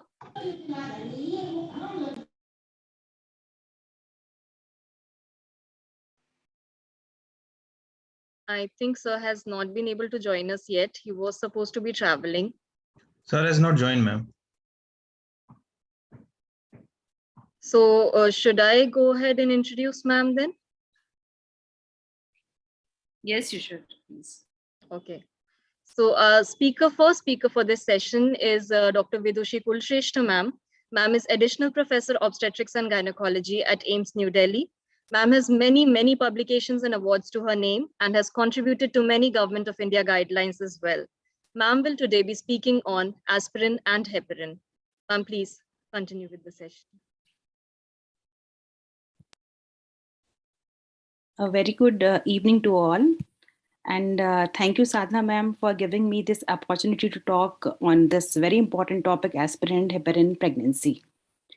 And day in and day out, we actually see lots of patients, especially in tertiary care centers, where we have to deal with the patients, and sometimes a hematologist is not available. So we all should have an idea how to prescribe and how to monitor these drugs.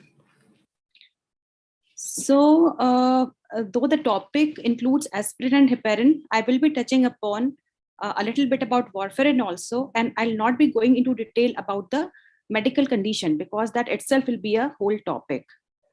So first coming to aspirin. Aspirin is an antiplatelet agent, and it basically irreversibly inhibits the platelet cyclooxygenase enzyme, which decreases platelet production and production of thromboxane A2. Thromboxane A2 itself is a potent vasoconstrictor and also induces platelet aggregation. In the vascular cell wall, the same enzyme converts arachidonic acid to prostacyclins, which itself is a vasodilator and inhibits platelet aggregation. So in preeclampsia and all, there is a shift in thromboxane A2 to prostacyclin in favor of thromboxane, leading to vasospasm, platelet aggregation, and platelet microthrombi and necrosis. As what does aspirin do? It corrects that shift and hence works at the basic etiopathogenesis of preeclampsia and has a role in prevention of preeclampsia. So in obstetrics, the role of aspirin is in prevention of preeclampsia, and also along with heparin, it has a role in managing pregnancies with APLA, that is antiphospholipid antibody syndrome. So over the years, there have been many guidelines.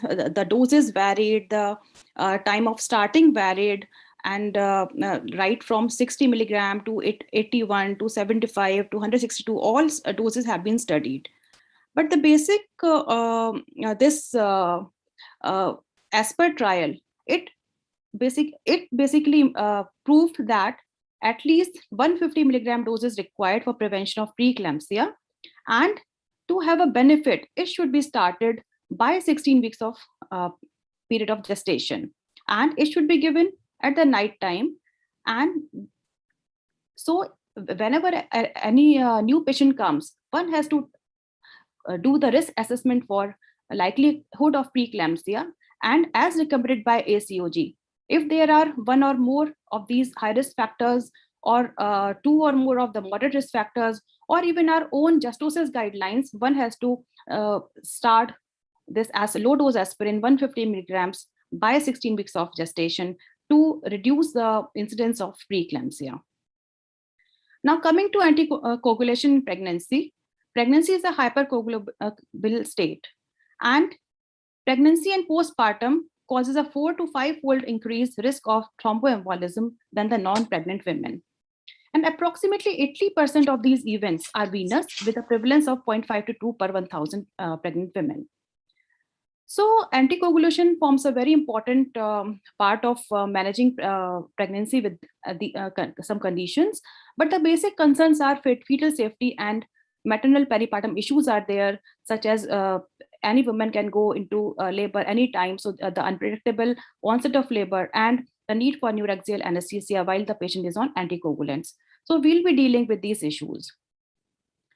So what are the indications of anticoagulation during pregnancy? The indications in our scenario, the most important indication is the prosthetic heart valve. The patient are coming to us with the surgery and they have prosthetic heart valve. That is a most important and most common condition, unlike West, where the venous thromboembolism is the most common indication for using the anticoagulant prophylaxis. Then the treatment of acute VT, which includes DVT and pulmonary embolism. And for prevention of VT in patients with high risk of developing these conditions, such as if the patient has history of VT, or if she has inherited thrombophilia or known case of APLA or atrial fibrillation, and often in some cases of sickle cell disease also. So the heparins, which is the topic of today's talk, it basically includes unfractionated heparin as well as the low molecular weight heparin. And unfractionated heparin inhibits factors 2nd, 9th, and 10th, whereas low molecular weight inhibits inactivated factor 10. Half-life differs, as UFH, the half-life is 6 to 8 hours, whereas low molecular, the half-life is 18 to 24 hours. So there are some unique considerations in pregnancy because of increased maternal volume, increase in global filtration, and increased protein binding of heparin. So these, unlike non-pregnant women, these heparin have shorter half-lives and lower peak plasma concentration. And sometimes it make it necessary to increase the dose of unfractionated heparin during pregnancy. And we often find sometimes a patient who was controlled previously on a particular dose, she needs extra doses for adequate control.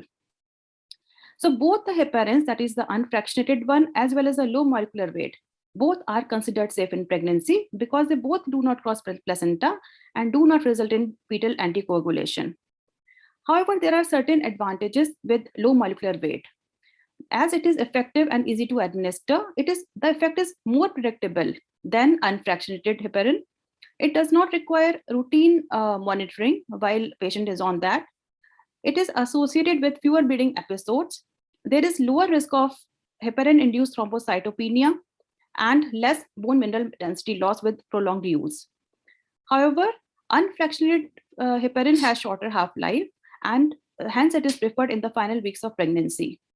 It is important to note that neither low molecular weight nor unfractionated heparin is associated with significant bone loss when used in prophylactic doses for the duration of pregnancy. So that is not a concern while we are managing patients during pregnancy for a few months. However, there are relative disadvantages also. The unfractionated heparin has increased risk of bruising at injection sites, and it is also associated with serious allergic reactions. Low molecular weight has longer half-life, and there is no lab test to monitor the effect, and also there is no antidote available in case there is an emergency. So what is the choice among the two? Low molecular weight heparin is generally the preferred anticoagulant. However, unfractionated heparin is a reasonable alternative when there is cost constraints. There is need for rapid reversal, for example, when the delivery is imminent or in the perioperative patient.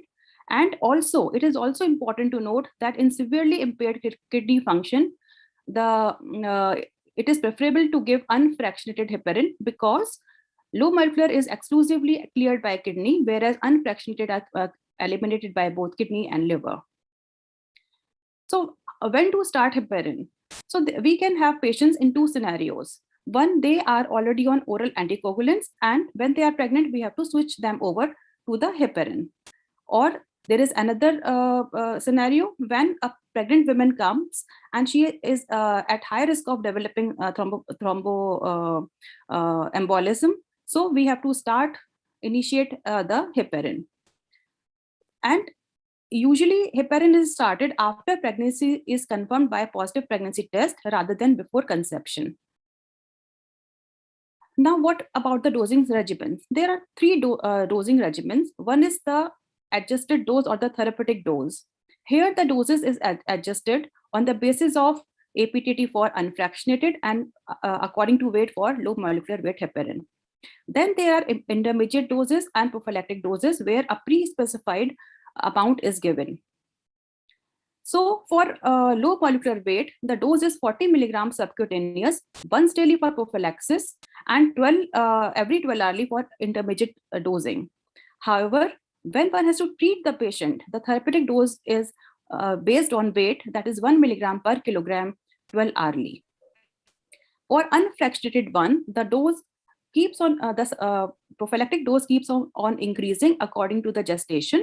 In the first trimester, it is 5,000 to 7,500 12 hourly. In the second trimester, it increases, and in the third trimester, as high as 10,000 units 12 hourly, unless the APTT is elevated.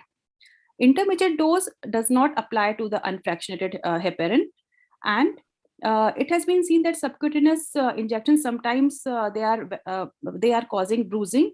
So when ice is applied to the proposed site of infection, it can help in minimizing the bruising.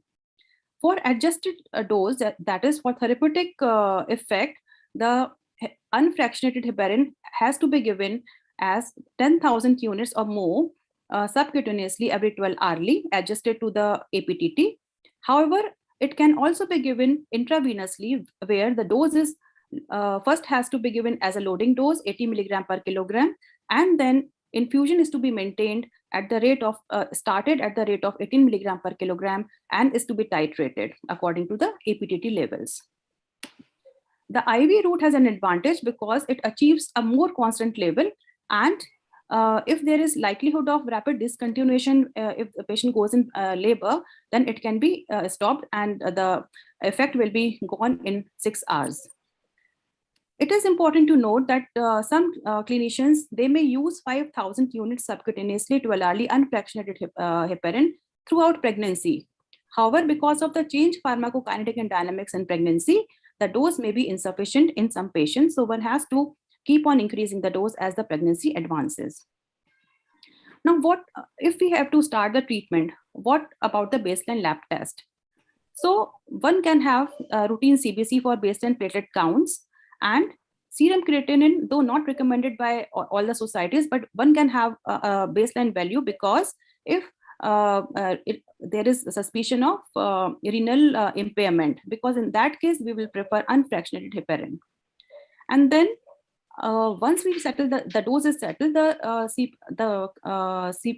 CBC can be repeated after 3 to 4 weeks of therapy.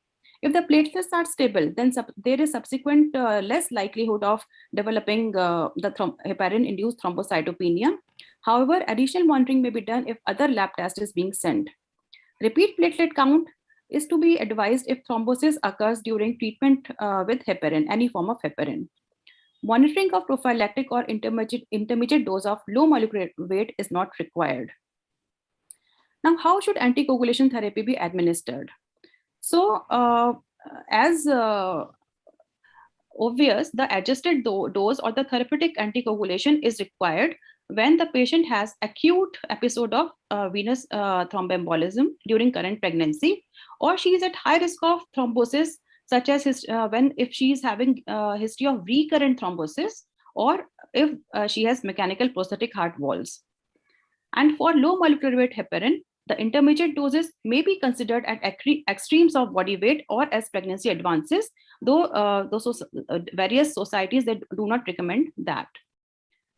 So how to monitor? So for unfractionated heparin, it is monitored by activated partial thromboplastin time, which is measured 6 hours after the injection for both subcutaneous dose and for IV route after the changing in starting or changing the dose of heparin. The target APTT is taken as 1.5 to 2.5 times the control value. And initially daily APTT is required. Once therapeutic range is achieved, then it is to be done once every 1 to 2 weeks. And for low molecular weight heparin, monitoring is not routinely required. However, if the body weight is more than 100 kg, and if the facility is available, because everywhere there are no facilities not available for testing the anti-factor 10A levels. So if facility is available, one can offer the patient that. And if the facility is available and if it is required, the anti-factor 10A levels are advised 4 to 6 hours after the dosing, and the target peak value is 0.6 to 1.2 units per milliliter. Now, if the patient is on anticoagulation, we have started treatment and we are monitoring the patient.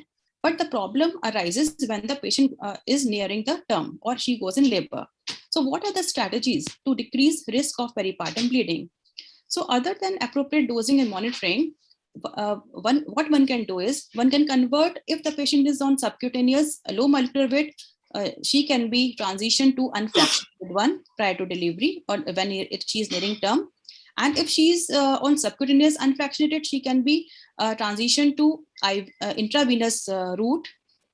And the heparin is discontinued at the onset of labor. However, in our heart patients where the patient has double wall replacement, we usually discontinue heparin when the patient she goes into active labor, so that there can be minimum period of time when she is without heparin.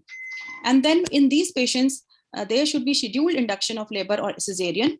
Adequate blood products should be arranged. And for unfractionated heparin, the protamine sulfate, which is the antidote, should be kept ready. Though so far in my clinical practice, we have never needed a protamine sulfate, and we managed with FFPs and blood products if the patient is having excessive bleeding.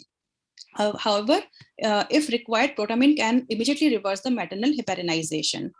And then there are concerns about the neuraxial needle or catheter placement, and it should be done when the patient is no longer anticoagulated. So if the low molecular weight heparin is to be started after the neuraxial anesthesia, there should be at least 24 hours. It should be at least 24 hours after the placement and at least 4 hours after the needle removal. So what about management of complications? The most dreaded complication is bleeding, of course. So minor bleeding does not require any pharmacological reversal of anticoagulation, and protamine sulfate should be reserved for very severe bleeding. And low molecular weight heparin is not completely reversed by protamine, but it's not that protamine will not act for bleeding induced by that. So in case patient is on low molecular weight, still protamine can be given. However, small repeated doses are required because of ongoing absorption from the subcutaneous tissue. Patients with bleeding who require VT prophylaxis and they're bleeding, so we cannot start the prophylaxis again. These can be managed with mechanical means like the DVT pumps or compression stockings, and if required, the vena cava filters. So there are other two complications of heparin therapy. One is heparin-induced thrombocytopenia. It is a unique phenomena in which there is an adverse reaction to heparin and antiplatelet antibodies are induced. But unlike other antibodies, here the antibodies causes platelet activation and resulting in paradoxical arterial and venous thrombosis. And it can occur in any patient receiving any amount of heparin. So one has to be vigilant while the patients are on heparin. And though the incidence is quite low. And if we are suspecting this HIT, then platelet count should be sent and patient should be clinically assessed for any signs of thrombosis. And heparin should be discontinued immediately. And patient should be offered other non-heparin anticoagulants, which I'll be telling later. And also the ideal test for HIT is heparin F4 antibody testing. The other complication is with prolonged anticoagulation is bone loss, but it is not seen for a few months of treatment during pregnancy, either of the two heparins.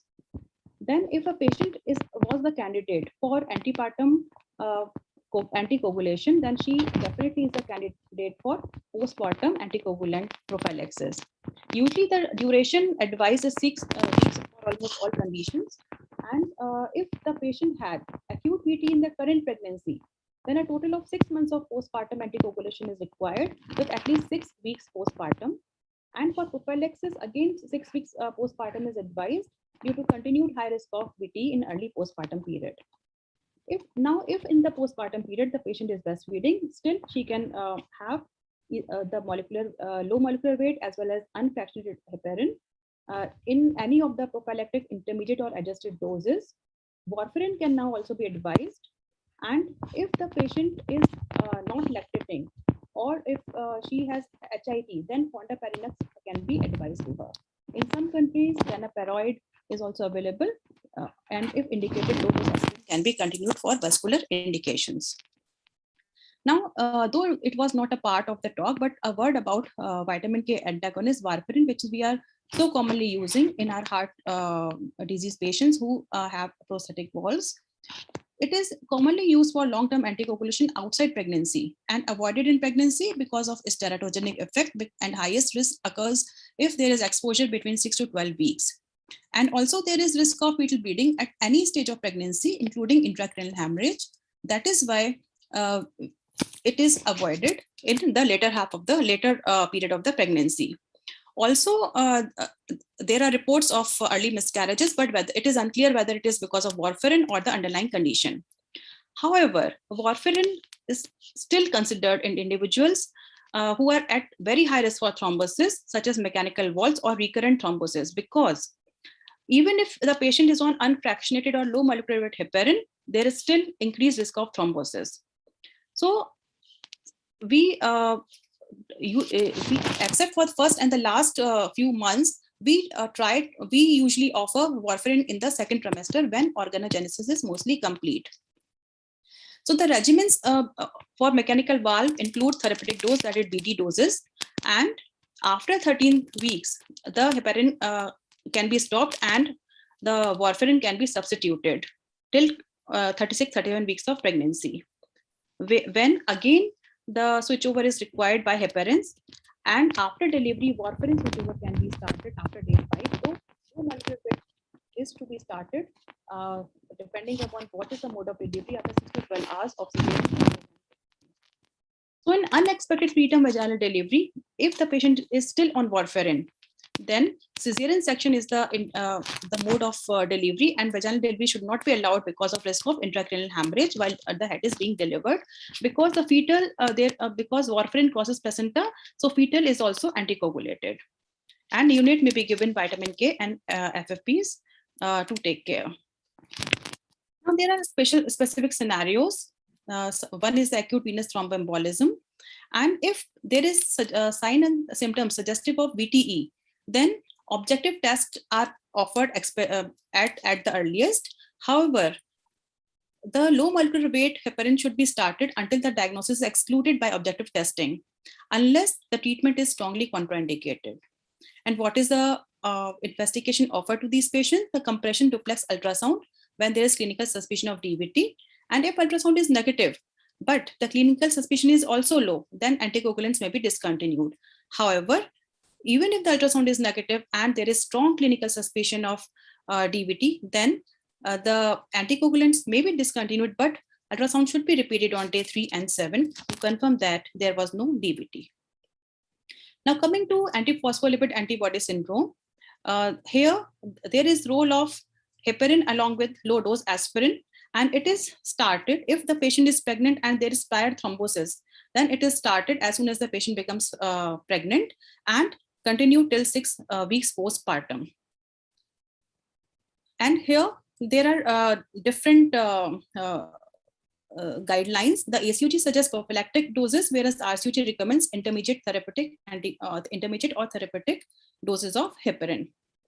And if there is no history of prior thrombosis, then ACOG suggests prophylactic doses plus low dose aspirin till during pregnancy and 6 weeks postpartum. And RCOG suggests risk stratification. If there are 4, like in this risk stratification for antenatal assessment and management, if the patient is at high risk, that is if she has any previous VT except a single event related to major surgery, then she requires antenatal prophylaxis. And but however, if she's at intermediate risk, then again she is considered for antenatal prophylaxis with low molecular weight. And these are the conditions which confer immediate risk to the patient, which include hospital admission, single previous VT related to major surgery, high risk thrombophilia, but with however there was no VTE, and medical comorbidities such as cancer or heart failure, etc., or any surgical procedure or OHSS in the first trimester only. The next box shows the other risk factors, and if 3 or more of these are present, then thromboprophylaxis is recommended from 28 weeks. And if fewer than 3 factors are there, then she is at low risk and she can be managed with mobilization and avoidance of dehydration. Now, this is the same risk assessment for the postnatal patients. Again, there is a list, and according to the number of risk factors, the patient can be high risk, intermediate risk, or lower risk, and accordingly, she is managed. If she's at high risk, then postnatal prophylaxis is given for 6 weeks. For intermediate risk, the prophylaxis is given for 10 weeks. And if she is at lower risk, then early mobilization and avoidance of dehydration is sufficient to manage this patient. Now coming to inherited thrombophilia, as we can see, all the conditions that are included in this inherited thrombophilia have high risk for VTE. So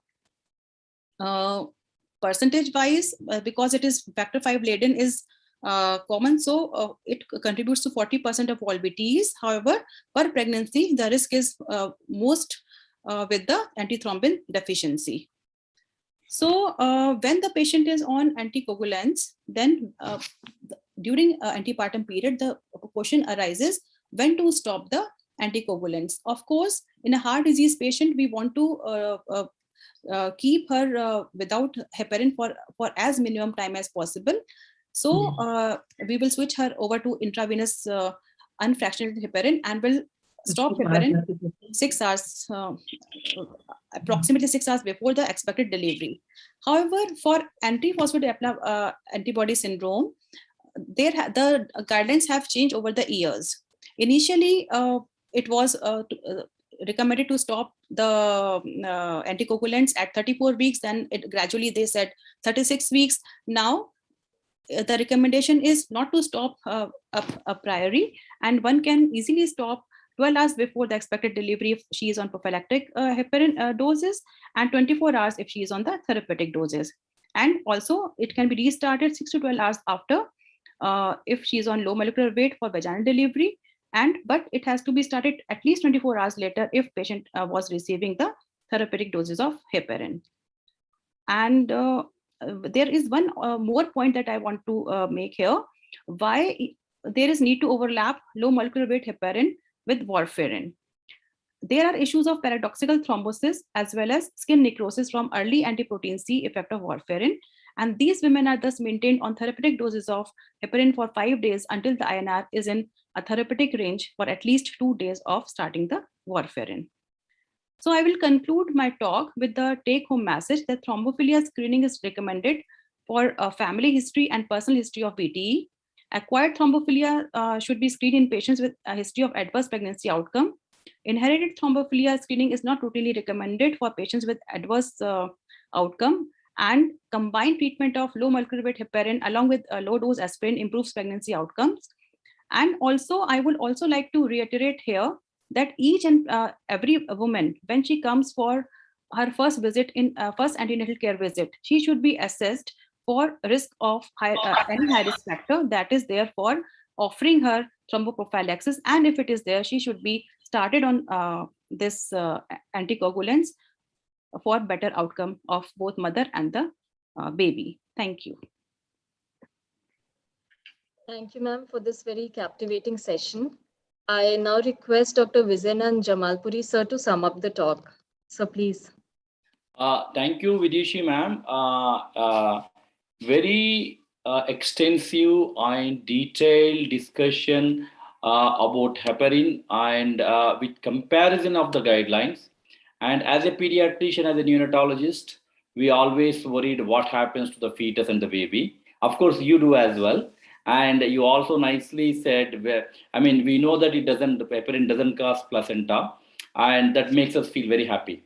And also, I thought warfarin is never in pregnancy, but you also told us special situations where these medications has role. And so thank you. That was very extensive. I learned quite a lot, maybe not applicable to too much of my practice. And then the second bit is about aspirin, a succinct discussion. And from neonatal perspective, with any drug, our concerns are one, in the early pregnancy, it is a teratogen. So there are several studies and also meta-analysis and reviews. Low dose aspirin does not cause malformations. However, there were some case control studies, but the studies were not great quality, where there's increased risk of gastroschisis shown. And then whenever non-steroidal anti-inflammatory medications used, our concern is it going to do something to the PDA, which can result into the perinatal or postnatal pulmonary hypertension. But again, the low dose has proved to be does not cause any pulmonary hypertension and does not close the duct prematurely. And then the other thing is, as you rightly mentioned about the anticoagulation things, the immediate neonatal or complications like hemorrhages. So again, aspirin low dose does not cause any intracranial hemorrhage, low dose I mentioned here. And then the other thing we concerned as a neonatologist, of course, when the mothers ask you, what about the breastfeeding? And heparin does cross in the little amount, you did mention that. And then, but even those small amounts are not going to affect the baby. And can be, and you rightly said vitamin K has to be given. Sometimes there may be a repeated doses in these situations, but universally for every baby would receive vitamin K. But I would say that was excellent, extensive description of various guidelines. Thank you very much. And also I thank organizing committee and Sadhana ma'am and Dr. Preeti to giving me this opportunity. Thank you. Yeah, because of paucity of time, I did not include the alternatives to heparin. In any case, they are not actually used. They are avoided except in the heparin-induced thrombocytopenia and allergy to heparin injections. So I did not include that, the alternatives to heparin and directly acting and oral anticoagulants, because they're not indicated in pregnancy. Yes, ma'am. We try to avoid. Thank you, ma'am. Thank you. And Dr. Preeti, I can see Alok sir raising hand. I don't know whether it's by mistake or sir want to say something. So if you're trying to say something, please go ahead. Alok sir? Unmute sir.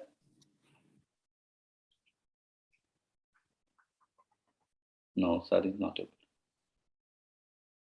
Okay. That's okay. Thank you, sir. Thank you, ma'am. Yeah. Thank you both of you for sharing such an insightful and captivating session. And thank you, sir, for adding those extra pearls of wisdom from the pediatric side. So moving on to the next speaker for the session. Our next esteemed speaker for this session is Dr. Amy Shah. I request our respected chairperson, Dr. Thamil Selvi, ma'am, to introduce our esteemed speaker. Ma'am, please. Thank you, Preeti. Thank you for the opportunity to be the chairperson in this informative CME program. Thank you, Sadhana ma'am, for the opportunity given to me. It is a time to introduce Dr. Ami Shah. She had her fellowship in fetal medicine from Ahmedabad, VSGH, and she had ICOG fellowship gold medalist. And she had training in fetoscopy unit of Toronto, Canada. She is a honorary fetal medicine consultant, SVP Hospital, NHL Municipal Medical College. She is a FOXY recognized teacher for basic and advanced training for ultrasound. I think we hear from Dr. Ami about the topic drugs for Lycra abnormality. Over to Dr. Ami, please. Thank you, Thelvi Madam, for such a graceful introduction. At the very onset also, I'd like to thank Dr. Sadhna Madam. I hope I'm audible. Yes. Yes. Thank you. Thank you very much. And now on to the controversial topic, whether we can change the Lycra abnormalities, and whatever the evidence and whatever the experience is, and actually whether we should. Okay, that is the entire topic which has been given to me, and I am pretty sure at the end of my topic, everybody is going to come at my throat because of what I'm going to say now. So let's move on to that. Just for the sake of simplicity, I've just divided into three broad these things that just a small few slides of introduction. Then what can we do for oligo and what we can do for polyamnios when we are faced with such a situation. Just to brush up, everybody knows that after 16 weeks, the kidneys are the main source of production of the Lycra. So it's just the sterile urine which is surrounding the baby, and it drinks it, and the swallowing is what removes it. The other things also help in their production as well as the removal. And I really don't think I need to re-emphasize what the Lycra does. The main implication for us as an obstetrician is how it affects the development of the lungs. Because all our obstetric decisions whenever we are going to deliver will depend upon the maturity of the fetus and how the lungs are developed. So we'll see what we can do about that. The volume, which also goes on increasing from the conception to around 30 to 33 weeks and then has a gradual fall. So how do we measure it? We can't actually measure the fluid, but there are surrogate markers, that is the amniotic fluid index and the deepest vertical pocket. Which is better is a completely different lecture altogether, but we'll see how measuring a deepest vertical pocket in this manner, the red line that you're seeing there, is it correct or incorrect? This is incorrect. Okay, why? Because we have to measure it in the center. And if you can see over here, is the arrow visible? I don't know. So you can see this is a reverberation artifact. You have to measure it from the uterine wall. So if you don't measure that, you will either over measure or under measure, and you will get a wrong reading. So no matter, we know how to measure it, but we should be very particular, especially when giving a diagnosis out, that whether this value is greater than less than 2 or greater than 8, to call it a oligo or poly, and then completely based our decisions on that. So this has to be a basis. We know that fetal parts or cord loops or don't have to be there. The other way that we can measure, everybody knows the amniotic fluid index, where the uterus is divided into 4 equal quadrants, and then keeping your probe perpendicular, putting a color box on without fetal parts and umbilical cord loops. We just sum up everything and put that into centimeters, and then you get a value. You can use an absolute value of cutoff of 5 or greater than 25 to classify it as abnormal, or you do have charts. These are the centile charts. You just have a graph. Like this graph is so very easily available everywhere. It's there even on your ultrasound machines. So, or you can ask your engineer to come and put it in your machine. So you don't need to go anywhere to see whether the CFI is more or less. Okay, so you can use that. You can use an absolute value. Now, this is a line which I think is of the most paramount importance and will shape the entire lecture. What the fetal therapy, this is a book, so we can't doubt this. The importance of any abnormality of the fluid is that there has an underlying fetal pathology. They are a marker for that. Okay, they are not of very much importance in themselves. As an isolation, they are of limited importance. So just manipulating them for their sake is of very limited value. So whatever manipulations that I am going to show you, whether it be drugs or any other manipulation, is going to, try to change the basis of why this Likert abnormality was there. Okay, so let's go on. Now we are going to oligoamnios. So we've already defined oligoamnios as if we measure the deepest vertical pocket, it has to be less than 2 centimeters. Now this is the only way in which you can measure it in multifetal gestation. But in singletons, you can also use the AFI, in which the AFI is less than 5, you categorize it oligoamnios. Now, when oligoamnios is there is a twofold problem. One, we have already said that it is a marker of an underlying pathology.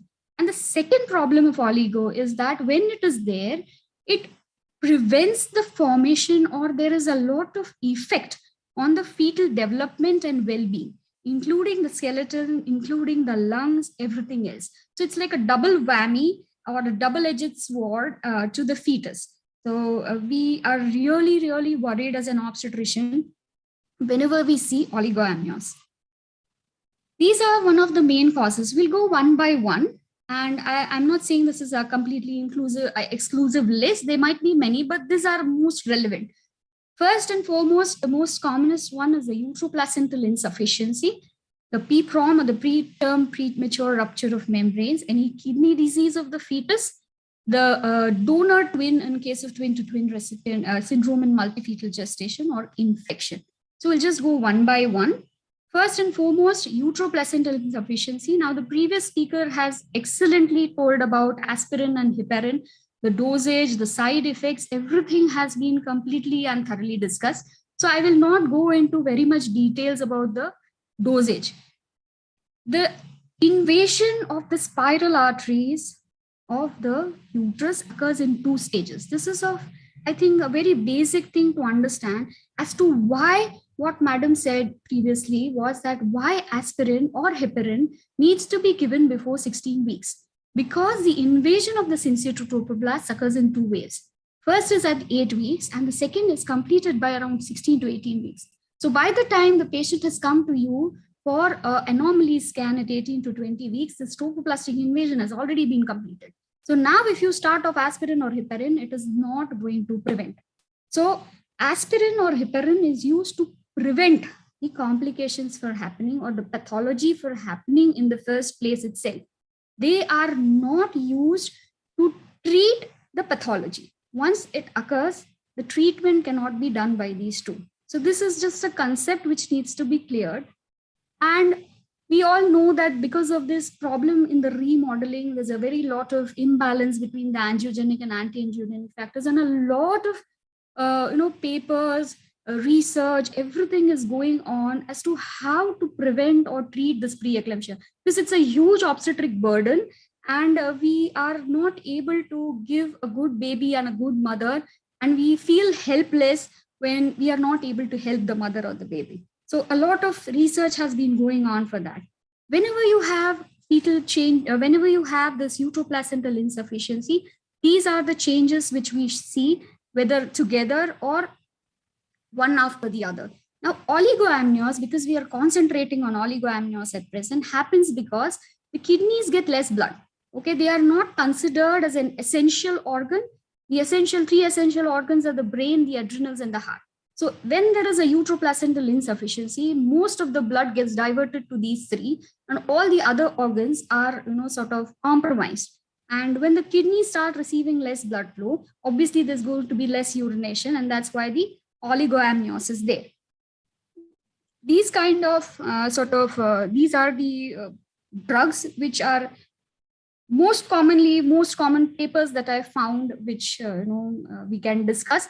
There are a lot more research options going on. I don't think that is the purpose of this talk, because everything is on a research basis. What I want as a speaker is that you can implement whatever I say or I talk about in your clinical day-to-day practice.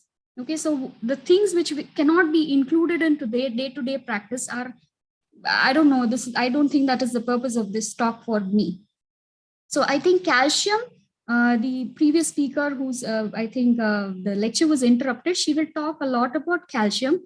So I'm not again going into detail, but calcium, yes, in calcium deficient women, when you give calcium, it has been shown that it decreases the rate of pain. Aspirin, again, the uterine artery Doppler is a surrogate marker, and there are a lot of other clinical features, other biochemical markers, which will give you a risk of preeclampsia. And just to start off a dose of 150 milligram of aspirin at bedtime, and with a reduction of more than 65% in the incidence of preterm preeclampsia, is, I think, a phenomenal sort of breakthrough, research breakthrough. It is cheap, it doesn't have many side effects, and just taking 150 milligram at bedtime, I don't think it is an issue for most of the people. So this, I think, is highly recommended. But as I already told you, you have to use it before 16 weeks of gestation, and I explain to you why. So please don't start it off after the patient comes to you for an anomaly scan, because after that it is useless. So that is why uterine artery Doppler in the first trimester is of importance. Now coming on to heparin, Madam has taken a lot in detail.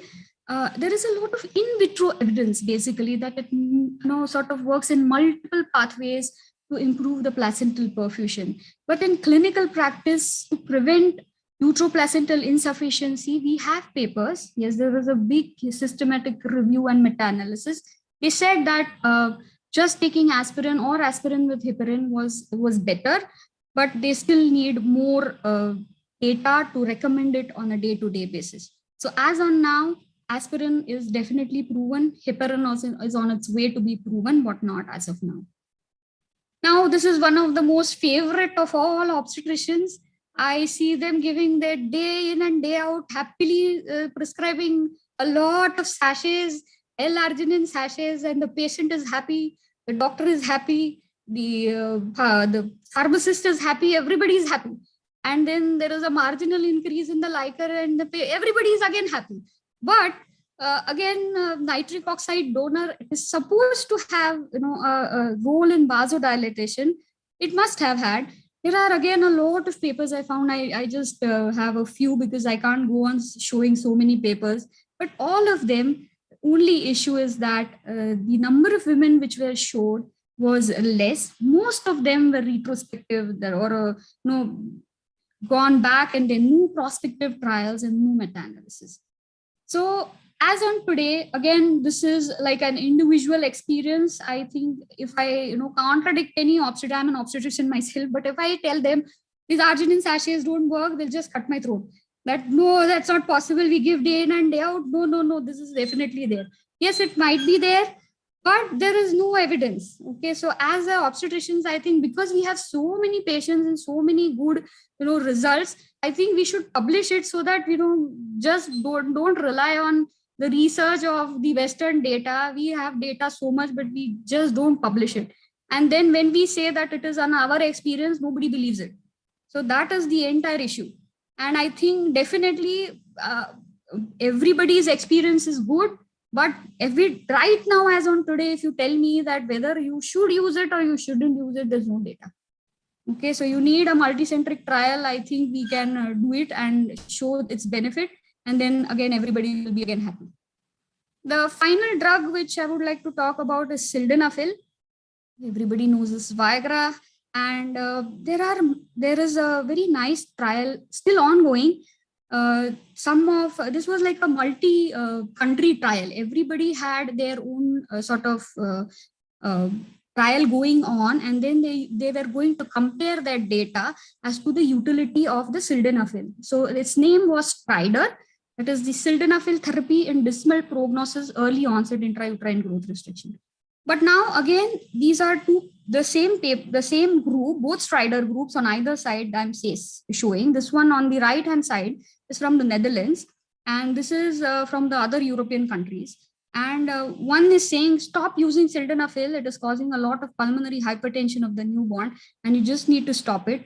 These fellows says no, there is not much, sort of no complications. There is a minor increase. So there is a conflict in the same group. So until we have a final sort of stamp from some place that yes, sildenafil can be used and what kind of a dosage it can be used and long-term side effects or the neonatal side effects, again, this is in a questionable group only altogether. So this is for uteroplacental insufficiency. I'm not left with anything except aspirin now. So this is the problem. This is a huge trial. This is a whole interventions, whatever was done, they composed it and they found out that each and every paper was giving a different outcome, using different variables for all the things, for aspirin, for L-arginine, for heparin, everything. So it was so difficult for them also to say whether this thing was actually applicable, yes or no. And the ultimate question as to why in a case of FGR, you want to change the amniotic fluid. Okay, it just causes you psychological benefit to you and to the patient, because there is no treatment. I said there is a scope for prevention with aspirin, but once there is a placental insufficiency, only aggressive management of the blood pressure and the sort of the balance between the timing of delivery and the prematurity is the only option we have left.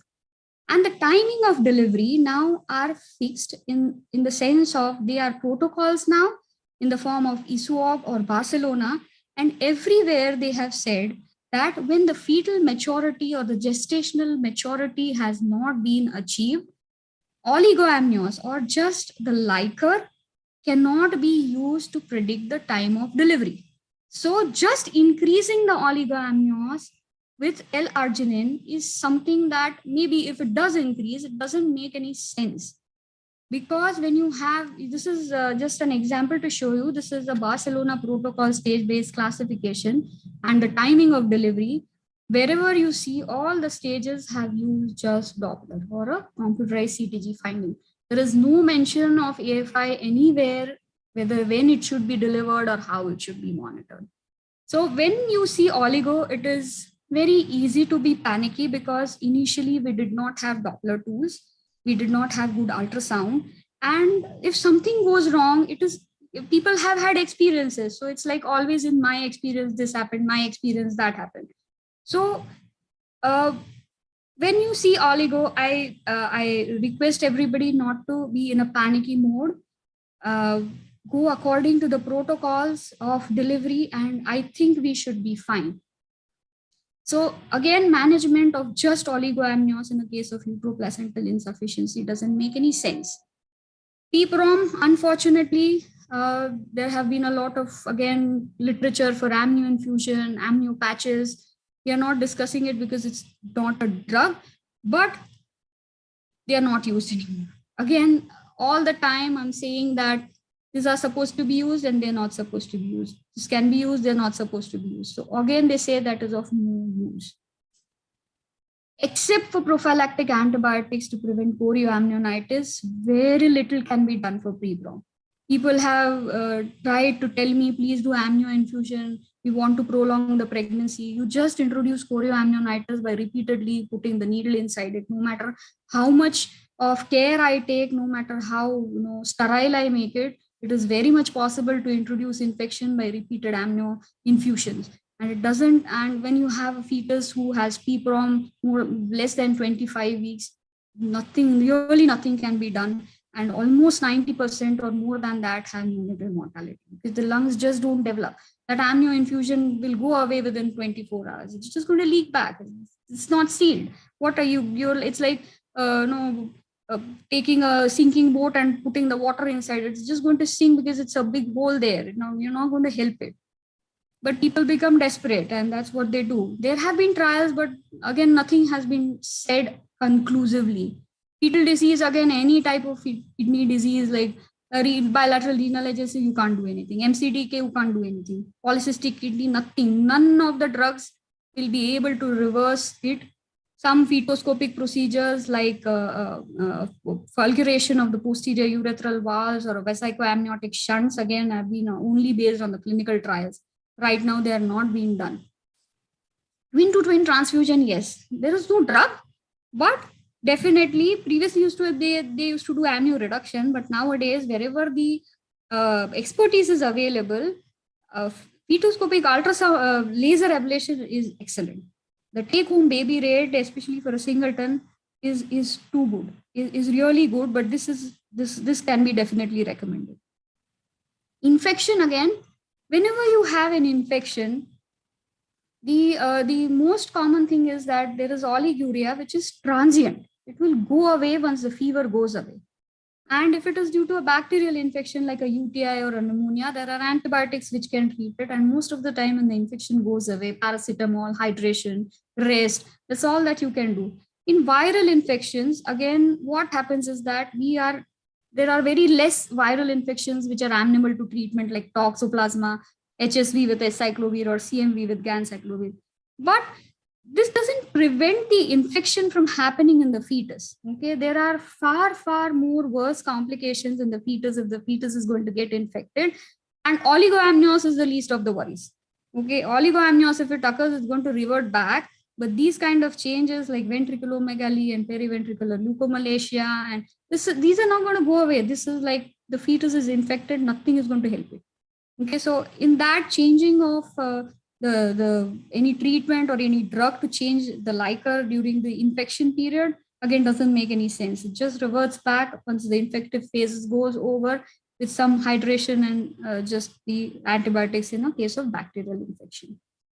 So to summarize everything in our case of oligo, I don't think there is any intervention except aspirin which we can help to prevent the formation of some kind of a uteroplacental insufficiency. Nothing else has been proven up till now. I say up till now because this is not the end all.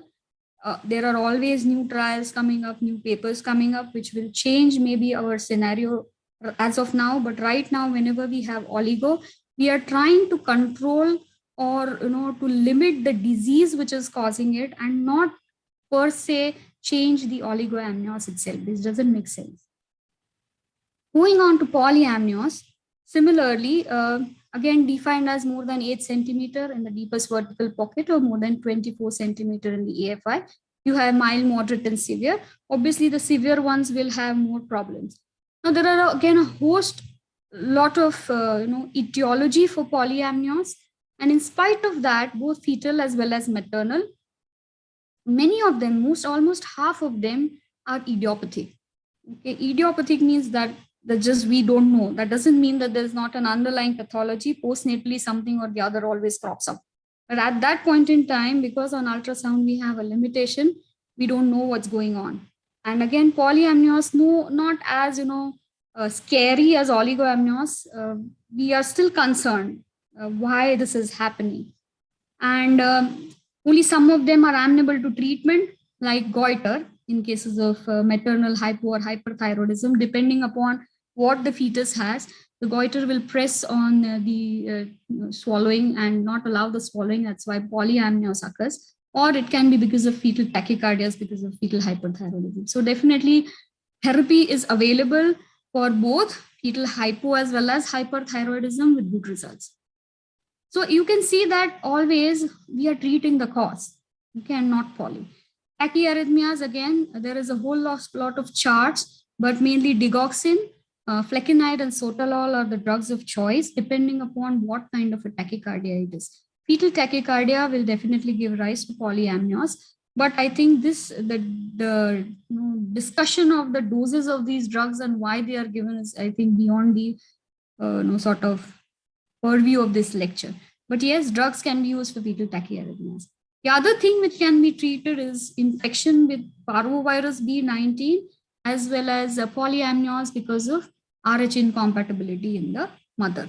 So both of them cause fetal anemia and both of them can be treated with intrauterine transfusion, no drugs. Drugs are not useful, you have to treat them with intrauterine transfusion.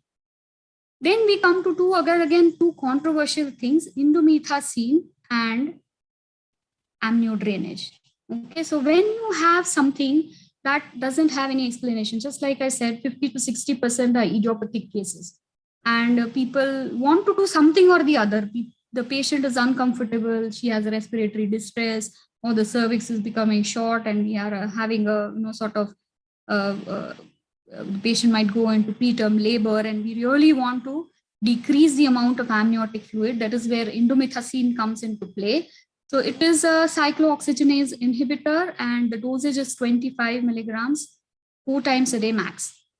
And it it sort of acts by decreasing the fetal urine production mainly, but it also increases fluid absorption by the fetal lungs. And this is how it decreases the fluid level. But on the other hand, you can see on the right hand side, there's so many side effects as well. Maternal maybe not that great, but fetal, yes, they are ranging from renal insufficiency, premature closure of the ductus, platelet problems, necrotizing enterocolitis and perforation of the ileum have been reported, which are very, very serious. So you really need to weigh or balance between the two as to what you really want to decrease the amount of fluid versus the neonatal or the fetal side effects that it is causing. And if you do decide that, yes, I want to start off indomethacin for whatever reasons, then you need to be really vigilant. A fetal echo is definitely recommended once you start off that drug. It has to be done after 24 hours. And if you are continuing that drug, it needs to be repeated weekly. And then for the assessment of the kidney, because it has effect on the kidney as well, you'll see for the Liker volume. So if that patient has reduced the Liker by 2/3 its previous volume or it's going for oligo, stop that drug immediately. So this sums up whatever I said. A decision to use that NSAID for polyamnios requires a careful assessment of the neonatal benefit versus prolonging the gestation because of potential fetal side effects. Okay, so it should not be used for only sole purpose of decreasing the amniotic fluid. That is what everything summarizes this. Same for amnio drainage. It is only done for maternal discomfort, and this is again not in the purview of this lecture. I've just shown it because it is one of the treatments, and again we don't use it very frequently. So my take-home messages, which I have been, I think, saying right from the very beginning, is that Liker abnormalities are a reflection of underlying pathology. Most of these so-called idiopathic cases will have some manifestation later in pregnancy, or we really haven't understood the cause behind it. Manipulation of the amniotic fluid volume by various methods has very little evidence whether it increases the benefit of fetal outcome, yes or no. And aspirin has been the only drug proven in preventing the damage caused by improper placentation and ultimately reducing the incidence of FGR because of preeclampsia and consequently oligomers. L-arginine, yes, seems to be promising, but further RCTs are there which can confirm or refute its utility. It is an individual choice to give it, okay, rather than it being evidence-based treatment. And indomethacin for polyamnios, if you're going to use it, please use it only in selected circumstances and understanding what kind of fetal side effects it's going to take. And from our team at Ansh, thank you very much for a very patient hearing. Thank you, ma'am, for this excellent enlightening talk. I now request respected Dr. Samil Selvi, ma'am, to give her expert comments and to sum up this excellent session in brief for our audience. Ami. Yes, ma'am. Very beautiful presentation. Thank you so much. I should say, I just enjoyed it. Very clear message. And at the end of the talk, we should know something. That must be the purpose of every talk. I always should feel. Yes, I just enjoyed your talk. It is very controversial. Yes. Whether our first time when I saw the topic, I just thought of it. How you are going to take up, but you have taken it in a very beautiful way. As you said, any manipulation of the oligo and poly has a limited, very limited value. When we take the oligo, why oligo? Yes. You just pointed out everything. Yes. And we have some role of aspirin. That too, it should be started earlier. And sildenafil, we have no final word. Heparin, if there is any indication, investigation proved it has value. And also that point, I just love it. Whether we have to monitor the Liker to decide about in a placental insufficiency, it is very beautifully said. And PPROM and all fetal kidney diseases, we don't have any word. And 20-20 transfusion, really useful. And infections, it is a wide range and we don't have a final word. Yes, in the poly, you beautifully said indomethacin has got fetal side effects like fetal kidney injury and premature closure of the ductus. and necrotizing enterocolitis. We should have it in the mind before we start indomethacin. And drainage of the amniotic fluid, it has some benefit to the comfort of the mother. Yes, Overall, it is a beautiful talk. I just enjoyed. Thank you, Sadhana ma'am, for calling me and hearing Ami. Ami, I want to call you here once. Thank you. Thank you, ma'am. That's a big Thank you. honor, madam. Thank you so much. Thank you. Actually, when I talked to Ami, then she says, actually, there is no drug. Then I was so happy. I know that I have picked the right person.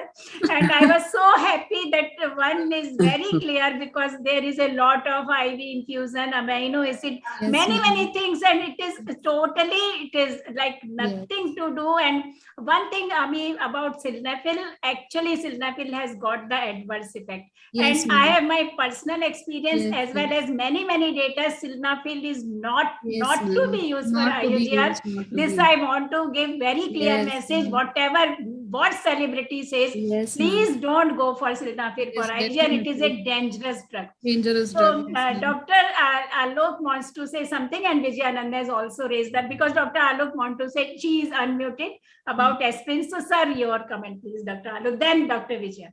Yes. Oh, sir, initially you were unmuted. Alok sir, please unmute yourself. Ravi, Unmute, sir. unmute, sir. Yes.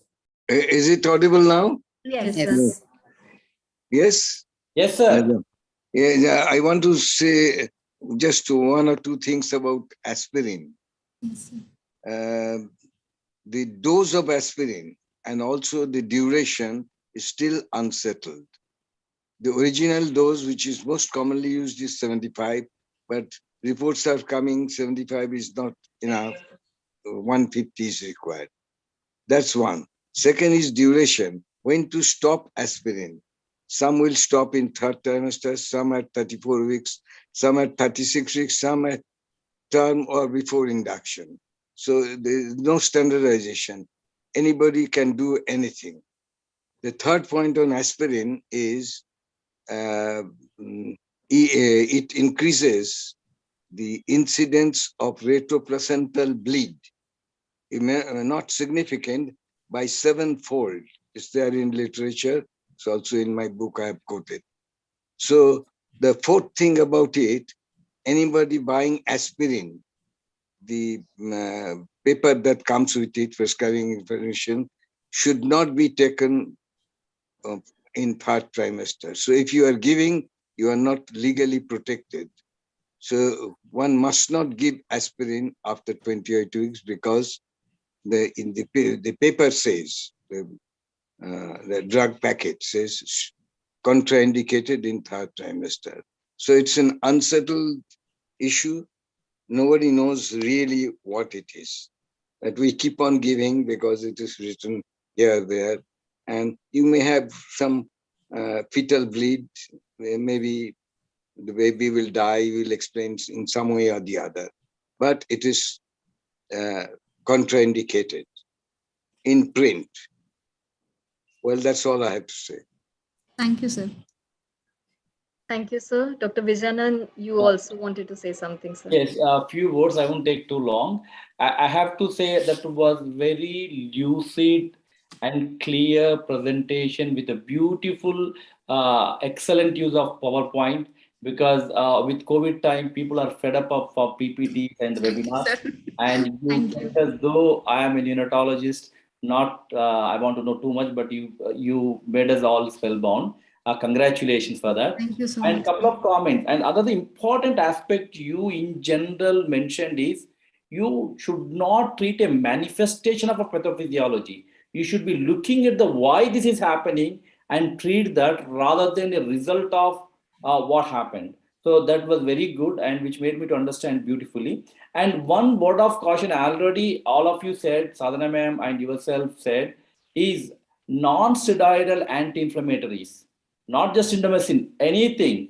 When you use this, clearly showed that the fetal kidneys are affected. They can have later on a poor renal health, and could be a patient of this baby, could be a patient for nephrologist for lifetime. So word of caution, try not to, even for pain relief, we should resist our temptation to give any non-steroidal unless otherwise there is no other way. And regarding the sildenafil, I agree again, madam said, and my understanding is a trial is stopped. Yes, sir. It is like multi-pronged. So one people have stopped in completely in Netherlands. They have completely interrupted in between. The other is still going on. They are saying we don't have much side effects. They still continue. So there are multi-pronged in multiple countries. So some countries have stopped, some are still going on. So there is no consensus. Okay. That randomly people were using in India. Then after this, I came to know that they stopped using It as has well. stopped. One or two centers they stopped. Yeah. So overall, excellent, and thank you very much. Thank you, organizing team, including Sadhana ma'am and everybody to inviting me. Yeah. Thank you, sir, and thank you, ma'am. It was indeed Just an I excellent. think one permit, Jyotika Mukta could not deliver her talk. With your permission, can we take her talk first before we proceed to you? What you say, or whatever you say, because the time must be clashing. Whatever you say, because now we need everybody's permission also. So, Jyotika.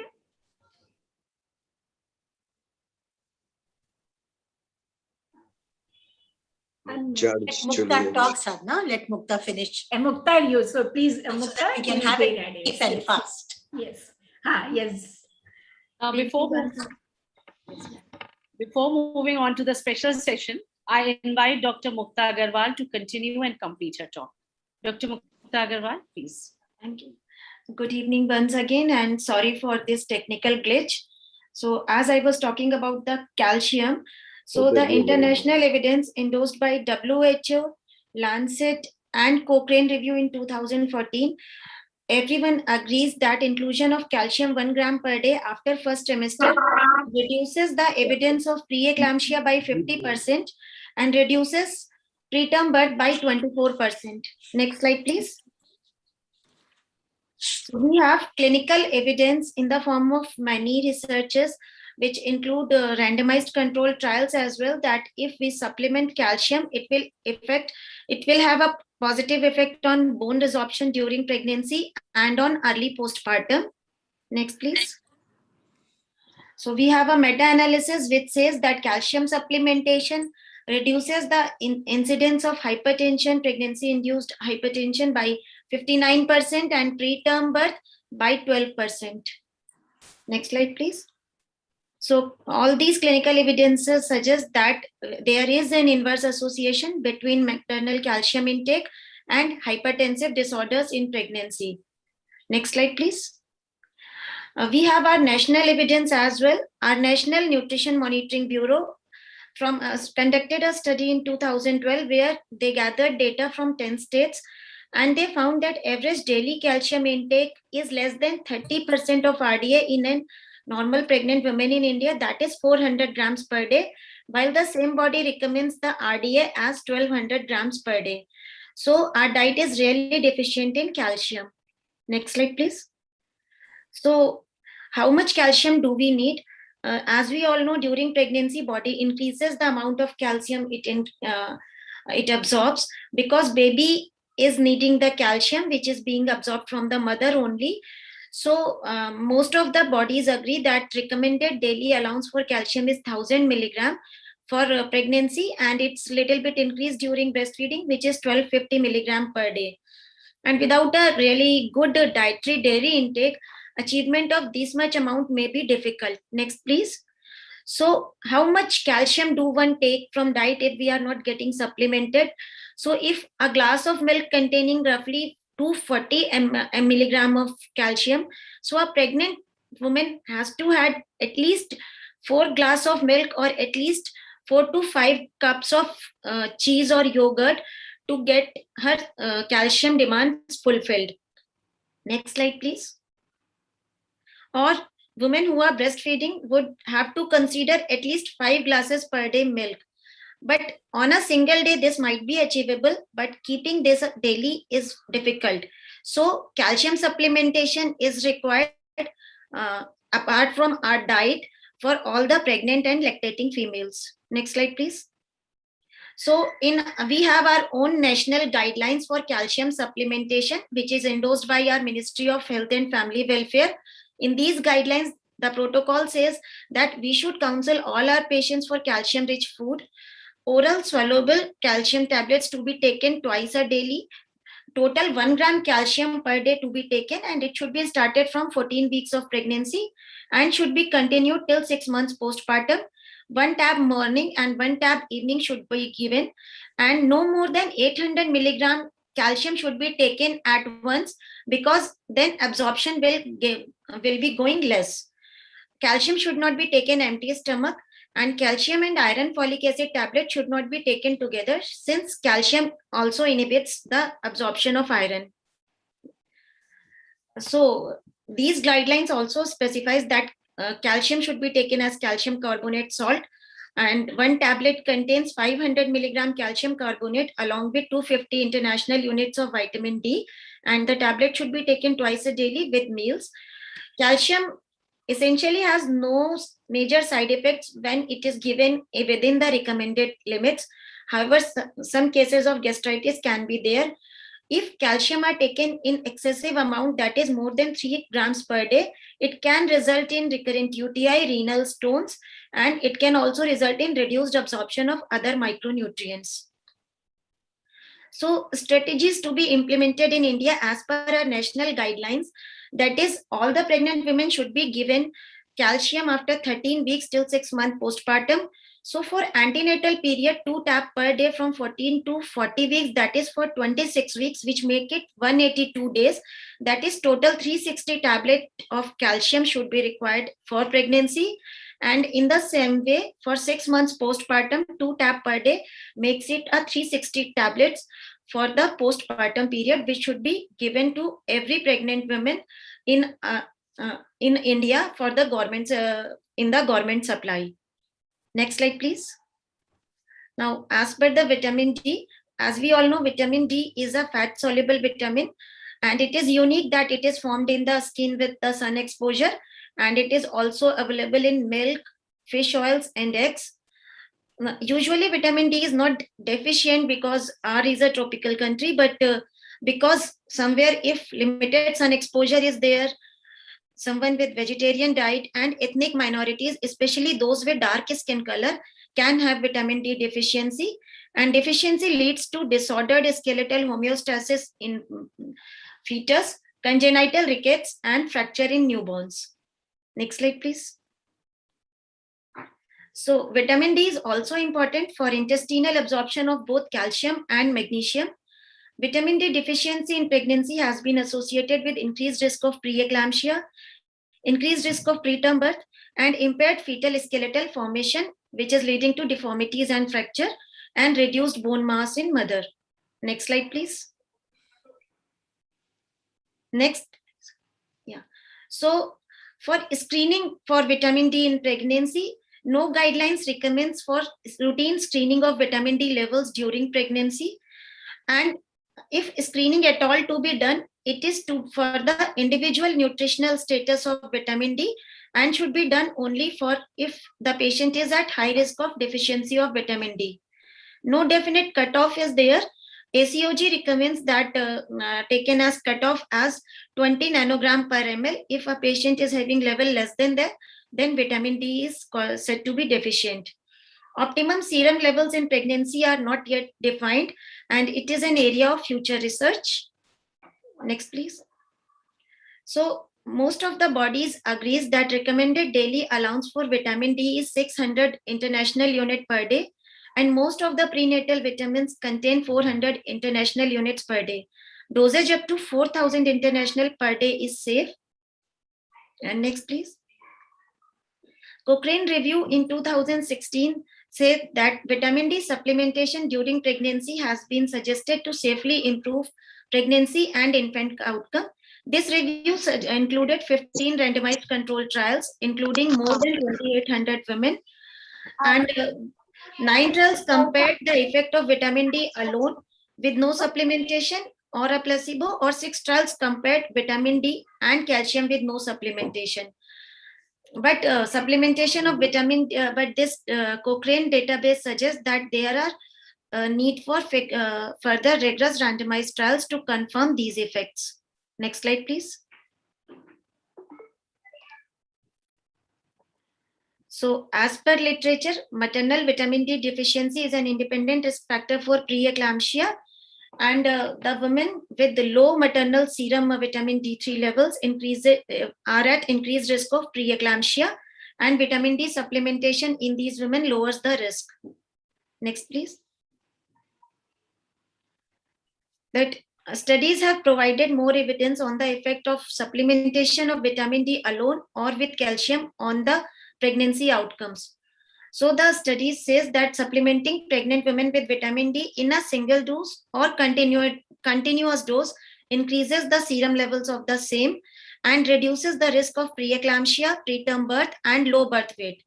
However, there are evidences when vitamin D and calcium are combined in the same formulation, then there is slight increase in the risk of preterm birth. And clinical significance of increased serum vitamin D3 concentration is still unclear. And in the light of this, the results need to be interpreted with the caution, as data on adverse effects were lacking in all these studies.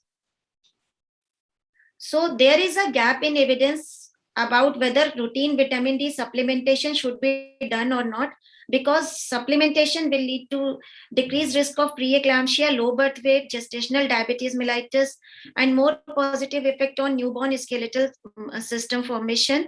But toxicity can lead to fetal hypercalcemia, preterm labor if taken along with calcium, and there could be unknown fetal effects of vitamin D supplementation if given in higher dosage.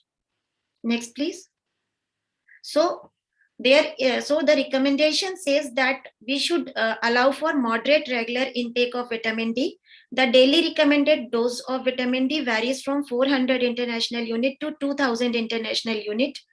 And different experts have recommended based on the life stage and the race. And 1 mega dose is not ideal, but daily small dose are recommended to keep levels constant throughout the years. Very high levels can cause hypercalcemia, poor appetite, weakness, frequent urination, kidney problems, and fetal hypercalcemia too. Very high levels of calcium can cause kidney stone formation and kidney failure, abnormal heart rhythms, and calcification in other bony tissues. Calcium also interferes with iron absorption. Next, please. So calcium, vitamin D, and magnesium, these have synergistic effect on the absorption of each other. And clinical evidence says that 6 months of breastfeeding is associated with 5% bone mineral density loss. So calcium supplementation is needed. Next, please. Word about magnesium. Magnesium is needed for active vitamin D3 absorption, and magnesium deficiency leads to low active vitamin D3 levels in the body. Next, please. So there are importance of micronutrient supplementation. So micronutrient supplementation should be a vital part of all prenatal programs, as it avoids the pregnancy complications and to avoid the disability in older age after the menopause. Next, please. To conclude, vitamin D deficiency results in improper skeletal growth and congenital rickets in newborn. And there is no recommendation of routine screening for vitamin D levels in pregnancy.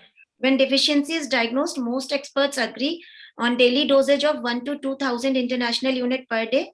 Higher dosage have not been studied in pregnancy, and recommendation for routine vitamin D supplementation should await the result of few ongoing trials. Thank you. Thank you. Thank you, Dr. Mukta, for a very informative talk. And I request Dr. Ujaswini Patel for her concluding remarks. Okay, madam. So though there was a technical glitch, but Dr. Mukta was able to manage this scenario.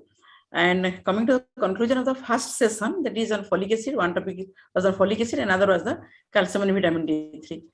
So Sadhana madam has excellently described about the folic acid from its history, from its structure, its bioavailability, its different sources, what is the MTHFR gene mutation, and what is the role of the L-methylfolate, the active form of the folic acid. But one thing is that just one thing I want to add, in our setup, in the country like India, many of the pregnancies are unplanned. They do not take the preconceptional folic acid. And when they come to us for the routine antenatal checkup, they cross the first trimester. So very less chance to give them folic acid. And even if you give the folic acid in the first trimester, so we are catching them at 8 weeks or 10 weeks like that, it is quite late. Already by the time the neurodevelopmental system has been formed. So that's why we are not able to prevent the neural tube defect. And as Madam has already told, the Indian population is around 30 to 40% cases of MTHFR gene mutation. So even if our pregnant ladies are taking the folic acid regularly, still they might develop this sequelae of the folic acid deficiency because of the mutation, and we are not doing the routine test. So I think probably the active form of the folic acid will be the better option because the cost is nothing. When a malformed baby is born, it is a very much tragedy for the mother, not for the parents, it is for the whole society. So we should advocate the use of the active form of folic acid. That one thing I want to highlight. And nowadays, as Madam has already told about the role of folic acid in the twin pregnancy, role of folic acid in some drugs like the anti-epileptic drugs. And in that scenario, we have to think a little more. And in the treatment of anemia, when a mother is not responding to the iron therapy, the common deficiency iron therapy, when a pregnant woman is not responding to the iron therapy, we should be vigilant. We should be looked for the this folic acid deficiency or the hemoglobinopathies. And the hemoglobinopathy, the folic acid supplementation is lifelong. Not only in the pregnancy, lifelong they have to take the folic acid.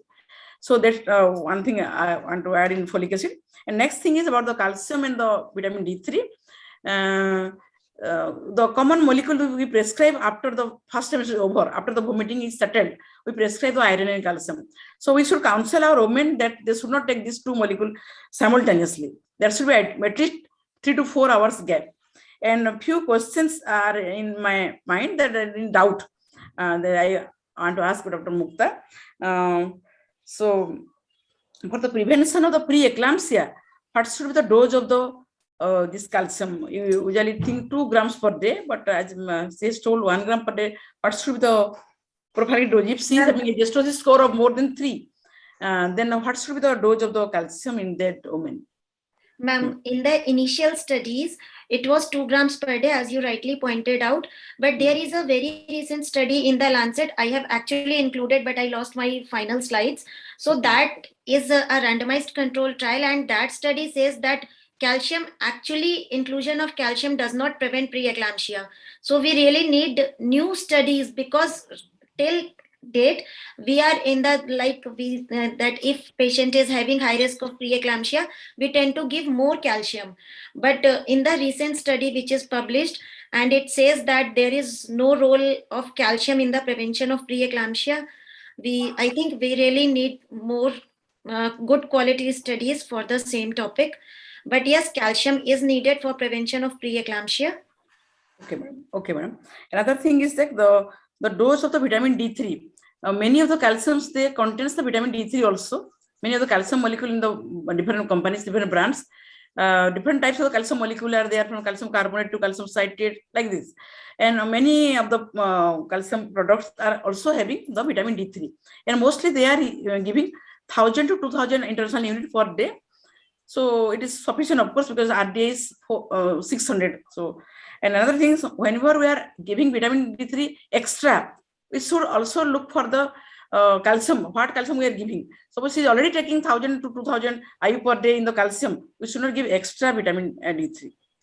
Yes, ma'am. That thing is very important, because in 1950s, when there was a milk fortification program in UK, at that time, it was seen that neonatal hypercalcemia cases, they suddenly surged up.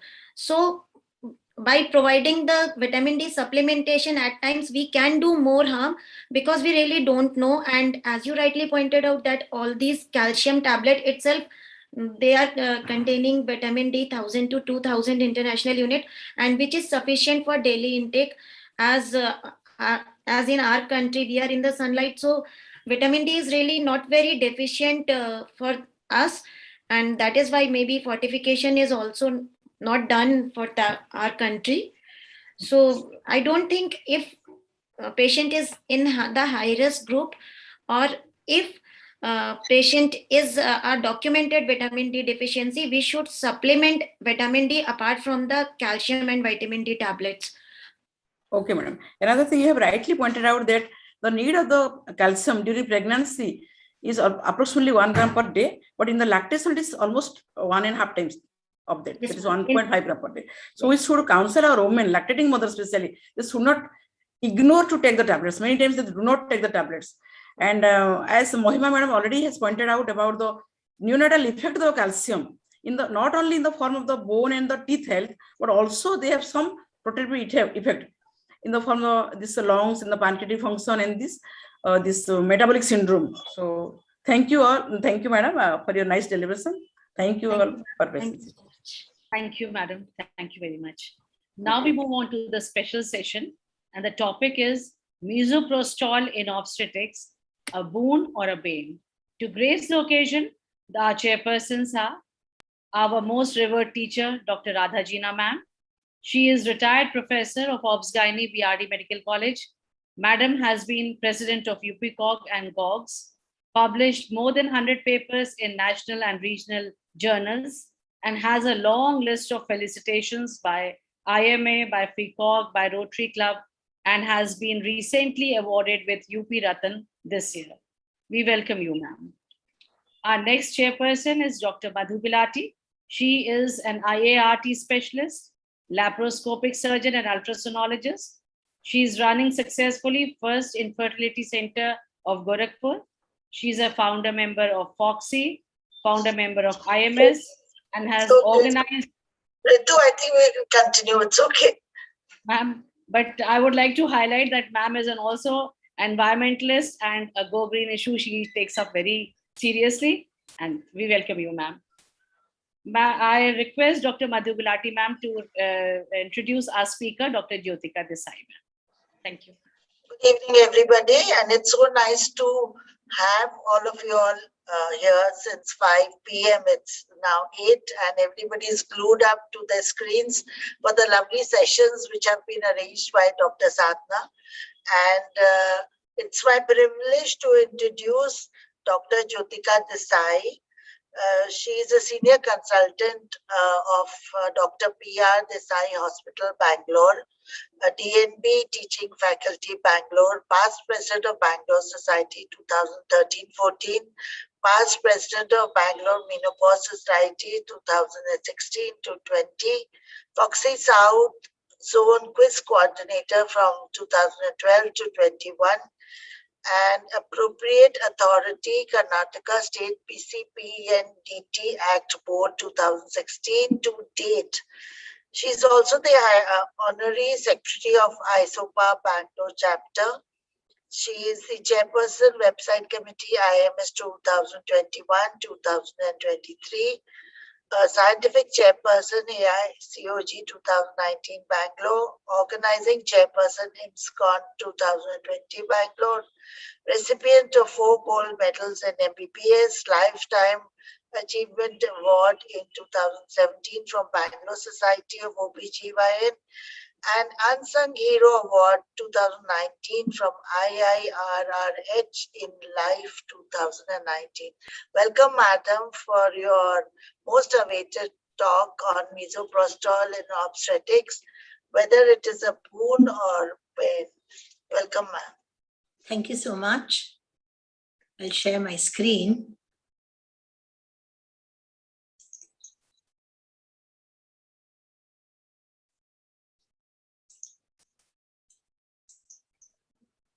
Yeah, thank you. I know it's the end of the session and everybody must be pretty tired and saturated with all the excellent talks. Sadhna, you have chosen very good speakers and very good talks. I must congratulate you. So this may come as a little bit of damp. Anyway, let's proceed. Okay, now this is about misoprostol, which all of us use every day in our daily careers. Let us see whether it's a boon or a bane. Before we consider whether it's a boon or a bane, let us learn a little more about misoprostol and its uses. Well, it is a synthetic prostaglandin E1 analog, and this is in the WHO essential medicines list. 1 minute. Yeah. It has 4 primary effects. We are not worried about the rest. The only thing which concerns us is it is a uterotonic by binding to the smooth muscles in the muscle cells in the myometrium, thereby it causes uterine contractions. The cytoprotection of the gastrointestinal mucosa was the main reason why misoprostol was first introduced. And of course, the 2 other effects are actually side effects, diarrhea and abdominal pain due to exposure to misoprostolic acid, which is released during metabolism. Well, it is FDA approved only for prevention and treatment of NSAID-induced gastric ulcers, and this was way back in 1986. Well, there are multiple routes of administration, though the oral route is the only one approved by FDA. Sublingual, buccal, vaginal, rectal, and recently transcervical routes are all used in obstetrics. But let us say briefly about each one of them. Sublingual has the highest peak plasma concentration compared to the oral route, but the time taken to reach the peak concentration is similar to the oral route, meaning that it has a higher peak, but it reaches as early as the oral route. The vaginal has a slower absorption, but it is a longer bioavailability. Rectal is very similar to the vaginal misoprostol. A word about rectal misoprostol. Rectal has been proposed in the 3rd stage of labor for the following reasons. One of them, of course, is that when the patient is profusely bleeding vaginally, there is no way you can keep the misoprostol tablets in the vagina. So the rectal route has been proposed. Secondly, it has been observed that the rectal mucosa in the 3rd stage of labor is very moist, and that is the reason why the absorption is so much higher. And lastly, again, studies have shown that if you have a combined dosage, that is, you give the oral first or the sublingual, which is very rapid in action, and you also give the rectal at the same time, say 400 micrograms oral and 400 micrograms rectal, then you have an immediate action followed by a long duration of effect so that you know that you're covered the patient both ways. Well, this is just to show you the absorption and the level with both oral and vaginal. Oral, as you can see, the level rises very fast within about 10 minutes and it comes down by 1 hour and there's hardly anything by 2 hours. Whereas vaginal, you can take rectal also the same way.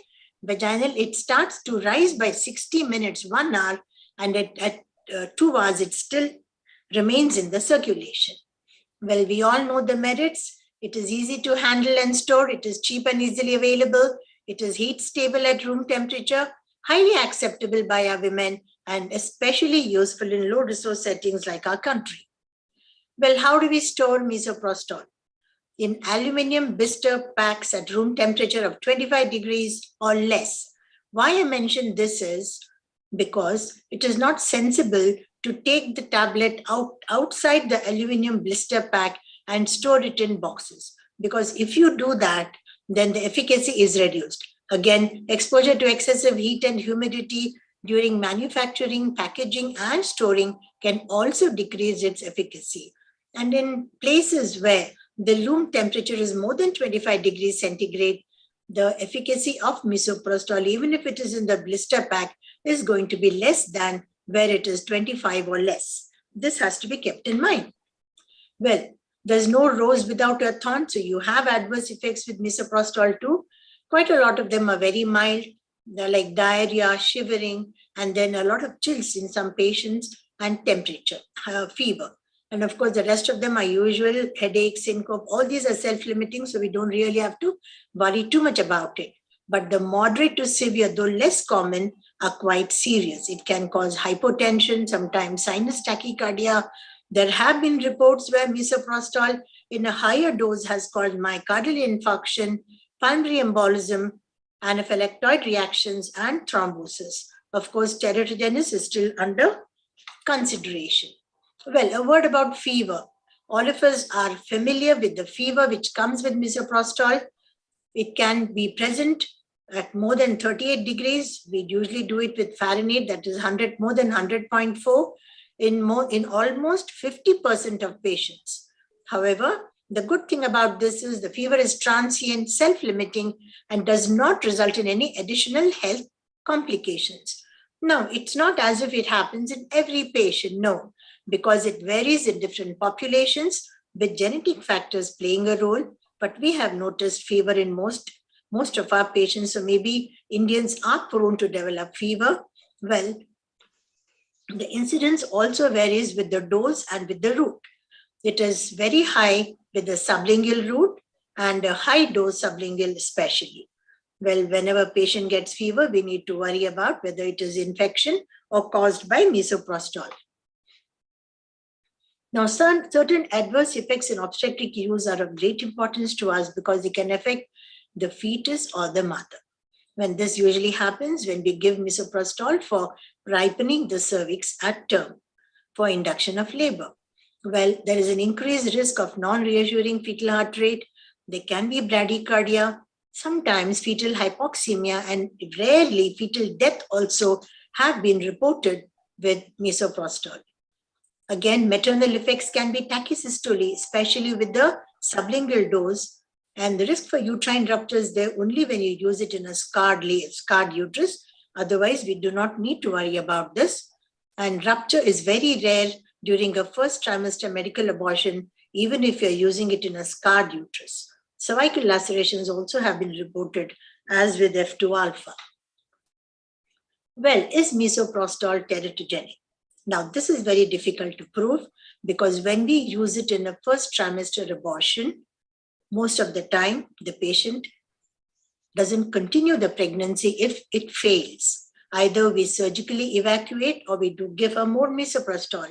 So studies the data to confirm whether it is embryotoxic, petotoxic, or teratogenic are very few and far between. Well, one of the reasons given is that it could be due to a decrease in the fetal blood supply because of uterine contractions induced by misoprostol, also causing fetal hypoxia. And because this is most often in the first trimester and in the early stages when the CNS and the limbs are developing. So the commonest defects seen are in those rare cases are in the CNS and in the limbs. Mobius syndrome, you can see a picture here, which shows a congenital facial paralysis with or without limb defects, is attributed only to misoprostol. Well, the estimated risk is less than 1% among exposed fetuses. And since most of our patients don't continue their pregnancies once medical abortion has been instituted, we may not see these conditions at all. Well, is monitoring necessary when the patient is on misoprostol? Well, according to the FDA approved indication, and that is only in gastric and gastric ulcer, no monitoring is necessary. But when we are using it for induction of labor, yes, fetal monitoring has to be done. But recently, with labor induction being done in an outpatient setting, even this monitoring may not be possible. Well, are there any contraindications to misoprostol? Of course, there will be. There are no absolute contraindications. However, better avoided in patients who have a known allergic reaction or hypersensitivity to prostaglandins. Well, one of the good things is that asthma, which is a contraindication for F2 alpha, is not a contraindication as misoprostol is a weak bronchodilator. Again, it does not cause hypertension. Therefore, again, can be used safely for hypertensive patients. So we can go ahead and induce our preeclamptic patients with misoprostol. However, as I've already told you, it is contraindicated in induction of labor with the previous COR as of now. And it should not be taken along with magnesium-containing antacids, as this may contribute to misoprostol-induced diarrhea in a big way. Well, we now come to the use of misoprostol in obstetrics, the so-called off-label use. The indications are myriad. I'll come to them one by one as briefly as I can. Well, the basis of medical abortion I need not mention because we all know it. But for the sake of completion, mifepristone is an antiprogestin. It binds to progesterone receptors, inhibits the action of progesterone, and interferes with the continuation of pregnancy. Now, this has to be given initially if you're considering inducing an abortion. Of course, you can also use misoprostol alone, but the success rate is not that high. And when you use misoprostol alone, then you have to follow it up with a scan 7 to 10 days later. Well, misoprostol induces cervical softening, dilatation, and also enhances uterine contractions.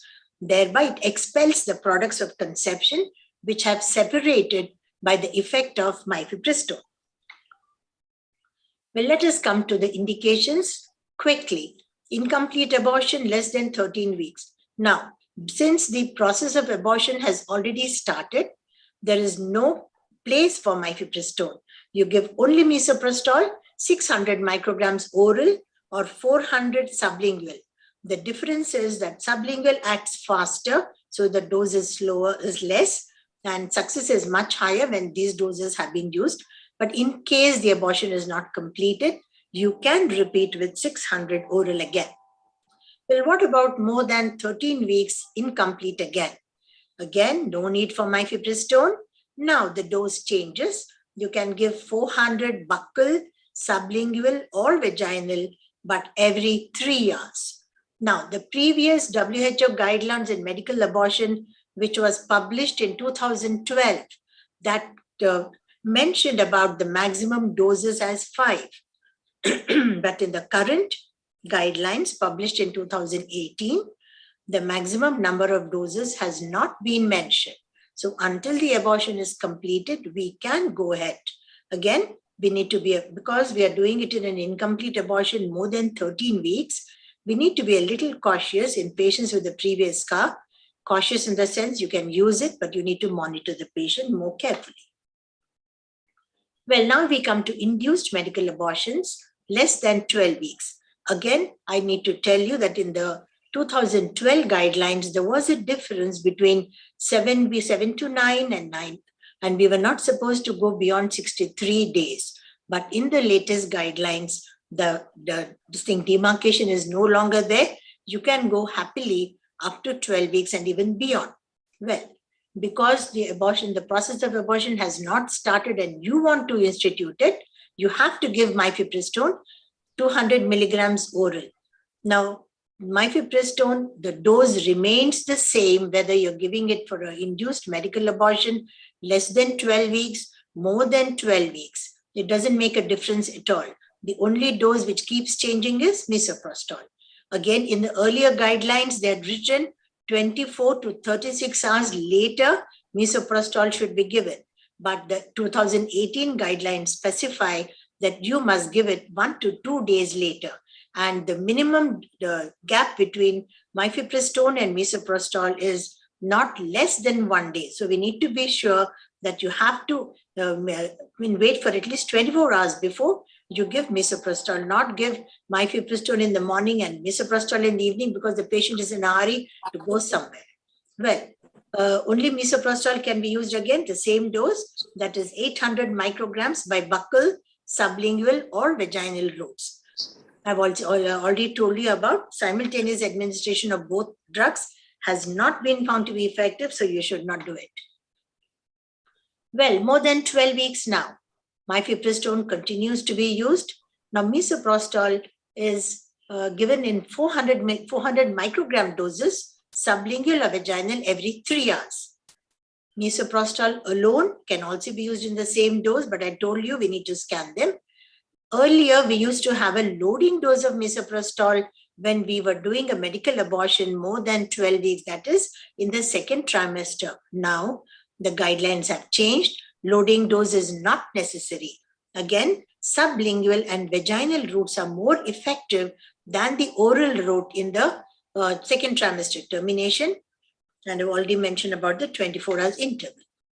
Well, now we come to an intrauterine fetal death, and that is between 14 to 28 weeks. Again, we have mifepristone standing straight and erect, followed by misoprostol. Now, sublingual is preferred. All these preferences are based on so many studies, and they have quoted all these. 400 micrograms every 4 to 6 hours. Sublingual is preferred here.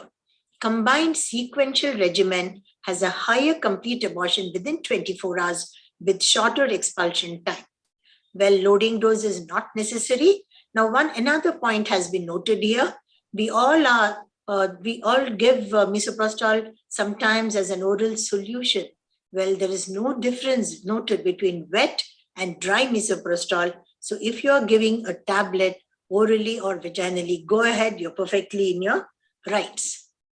Well, don't forget that any medical abortion has to be followed with a post-abortion contraception, which is a part of the medical abortion package. And in case you present the whole contraception as a cafeteria approach, and the patient can choose whichever she wants. If she chooses the pill, give the first pill dose when you give your mifepristone dose. It doesn't interfere with the abortion procedure. But if she prefers DMPA, then you have to wait for the abortion to be completed, because the medical abortion can, if you give it at the time of mifepristone, the regime will be less effective. Again, if she chooses an IUCD, whether it's copper or LNG, you have to insert it after completing the abortion. Well, one important caveat is acceptance of contraception should not be a precondition to providing abortion services. So let us not be judgmental when we are giving medical abortion advice. Now, a word of caution here. Counseling has to be done. We have to tell her about the various methods available, and whatever method she chooses, we have to accept it. And again, counseling has to be done regarding the procedure she has chosen. Most of the time, they choose only medical abortion, about pain relief. And again, that this is very important. Consent has to be taken. Please do not forget it. It has to be in the Form C of the MTP Act. And then again, you have to mention it in the register, just like how you were earlier doing the surgical abortion. Well, nowadays, earlier we used to call the patient on the third day, give her the misoprostol, wait for 4 hours, see if the abortion process is completed. All that is not necessary anymore. Now you can self-manage, in the sense the patient can take the tablets at home and come to us only after the procedure is done, maybe 7 to 10 days later, or if she has any problem in excessive bleeding or excessive pain which she cannot manage by herself. Well, when you're dealing with an adolescent less than 18 years, please remember, keep the POXO Act in mind and don't forget about it, because you can be in trouble if you don't do it. Well, is ultrasound necessary in a medical abortion?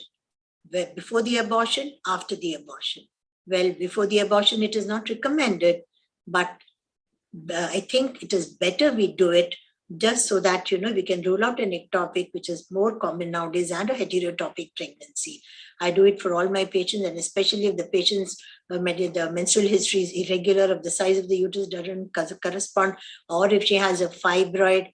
I think it's better that we all do a scan before we start the medical abortion procedure. But what about after the procedure? When she comes back for your checkup, do you think ultrasound is necessary? Well, according to the guidelines, both are not mandatory, but this is just, for our peace of mind and for the patient's safety. Again, I prefer that we do an ultrasound at the completion, just to be really sure. Now, when we do this, according to the guidelines, it is mentioned that if the woman gives a history of passing products and blood, and a pelvic exam shows a normal sized uterus, you don't really need to do anything at all. But let me tell you an example. I had a patient who said she bled half a bucket. I mean, she must have exaggerated, obviously, because she did not look that pale. And then when I did a scan, I found the pregnancy continuing.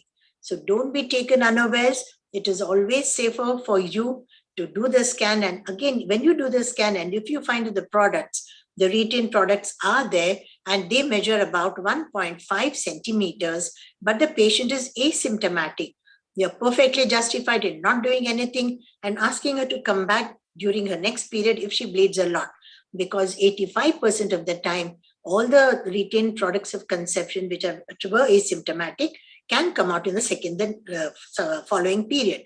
But if it is 1.5 centimeters above or above, and the patient is continuously bleeding scantily, then you need to do something. Either you give her misoprostol again, depending upon when she's had a medical abortion procedure. If it was less than 10 days, then maybe misoprostol will be effective. But if it is more than 15 days, then I think it is better to do a surgical evacuation because misoprostol may not be that effective. Well, there was another question. Should serum HCG be tested when there's no ultrasound facilities? Because not everybody has access to ultrasound and does cost money. So then, if it doesn't make sense really, because we all know that after an abortion, HCG will be present in the bloodstream for at least 4 weeks, though in a low level. And doing a HCG can cause a doubt in your mind, in her mind, and then she may think that the abortion is not complete at all. So it's better that we don't do it. Well, now we come to induction of labor at term. In the last 10 years, the frequency of labor induction has increased, and the current rate being almost 25%. I wanted to tell you that in Switzerland, it was as high as 78% way back in 2011. Mind you, oral misoprostol, of course, there are many routes of giving misoprostol. I will mention all about it very briefly. Oral misoprostol, 25 micrograms every 2 to 3 hours. Well, we have already told you the concentration peaks sooner and declines more rapidly. Well, uterine hyperstimulation and meconium stain liquor, there are other problems too, but they are not seen when the dose is less than 25. I mean, the dose is 25, but more than 25, these problems are seen both with the fetus as well as the mother. Well, there have been so many trials, but the Cochrane database systematic review. Hello? Dr. Arvind, can you please mute yourself? Despite the large number of trials of oral misoprostol for cervical ripening, there's no clear consensus, mind you, though we continue to give 25 micrograms as to the optimum dose, the interval, or the maximum number of doses. There are no recommendations. Again, there is no consensus. I've already told you about it, whether you should take this tablet, swallow it, or you take it as a solution. So whatever you do, you're fine.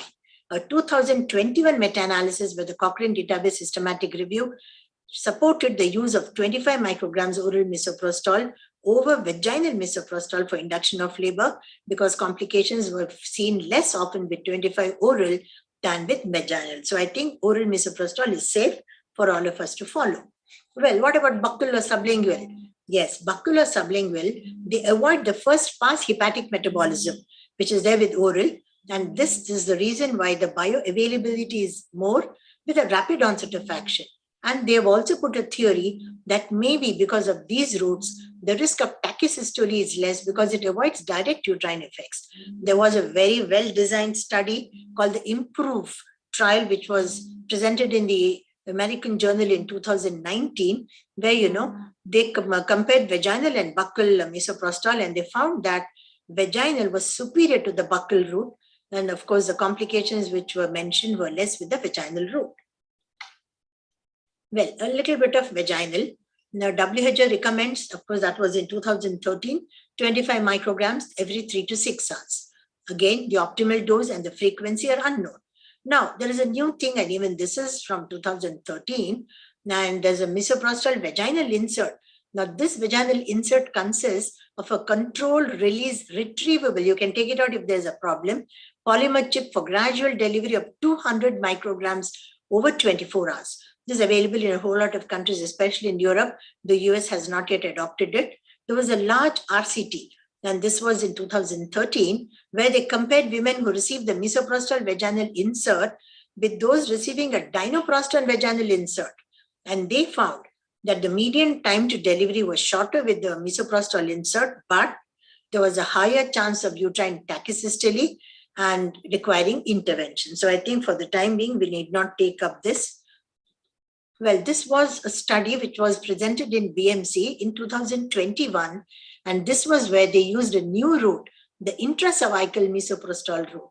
They had a 3-arm study, 100 patients each, and they did intracervical 50 micrograms, vaginal miso 50 micrograms 4th for 4 doses, and sublingual misoprostol 50 micrograms 4th for 4 doses.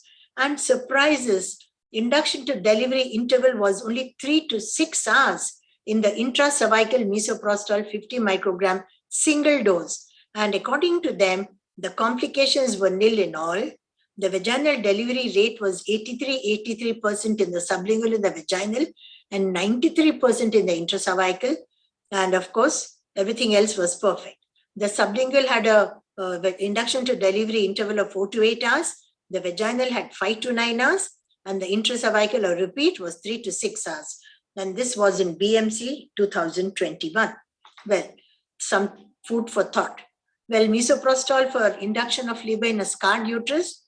There are no RCTs done in the last 10 years, and until new data from well-designed studies are available, right now we do not use misoprostol in previous scarred uterus, whether it's cesarean or myomectomy or whatever. Well, there were studies done. That was way back in 2014. It was another Cochrane review, and they found that misoprostol vaginal, and they gave 25 to 50 micrograms, and they studied about 7 studies, and they found that the risk of uterine rupture, and that is a lower segment cesarean section, was 6.2%. And the same Cochrane review said that when they gave it orally, and they again had about 158 number of people, there were no uterine ruptures. But I think until we get better studies, let us not give oral or vaginal. Well, the most important use of misoprostol is in PPH. It is useful both in prevention and treatment. Prevention, you give 400 to 600 micrograms orally. Remember, no vaginal. And for treatment, FIGO recommends 800 micrograms sublingually. Of course, rectal or oral also can be used, as I've already told you about rectal administration. It takes about 3 to 5 minutes to start acting. The peak, and this is sublingual, the peak is in 20 to 30 minutes, and it lasts up to 75 minutes.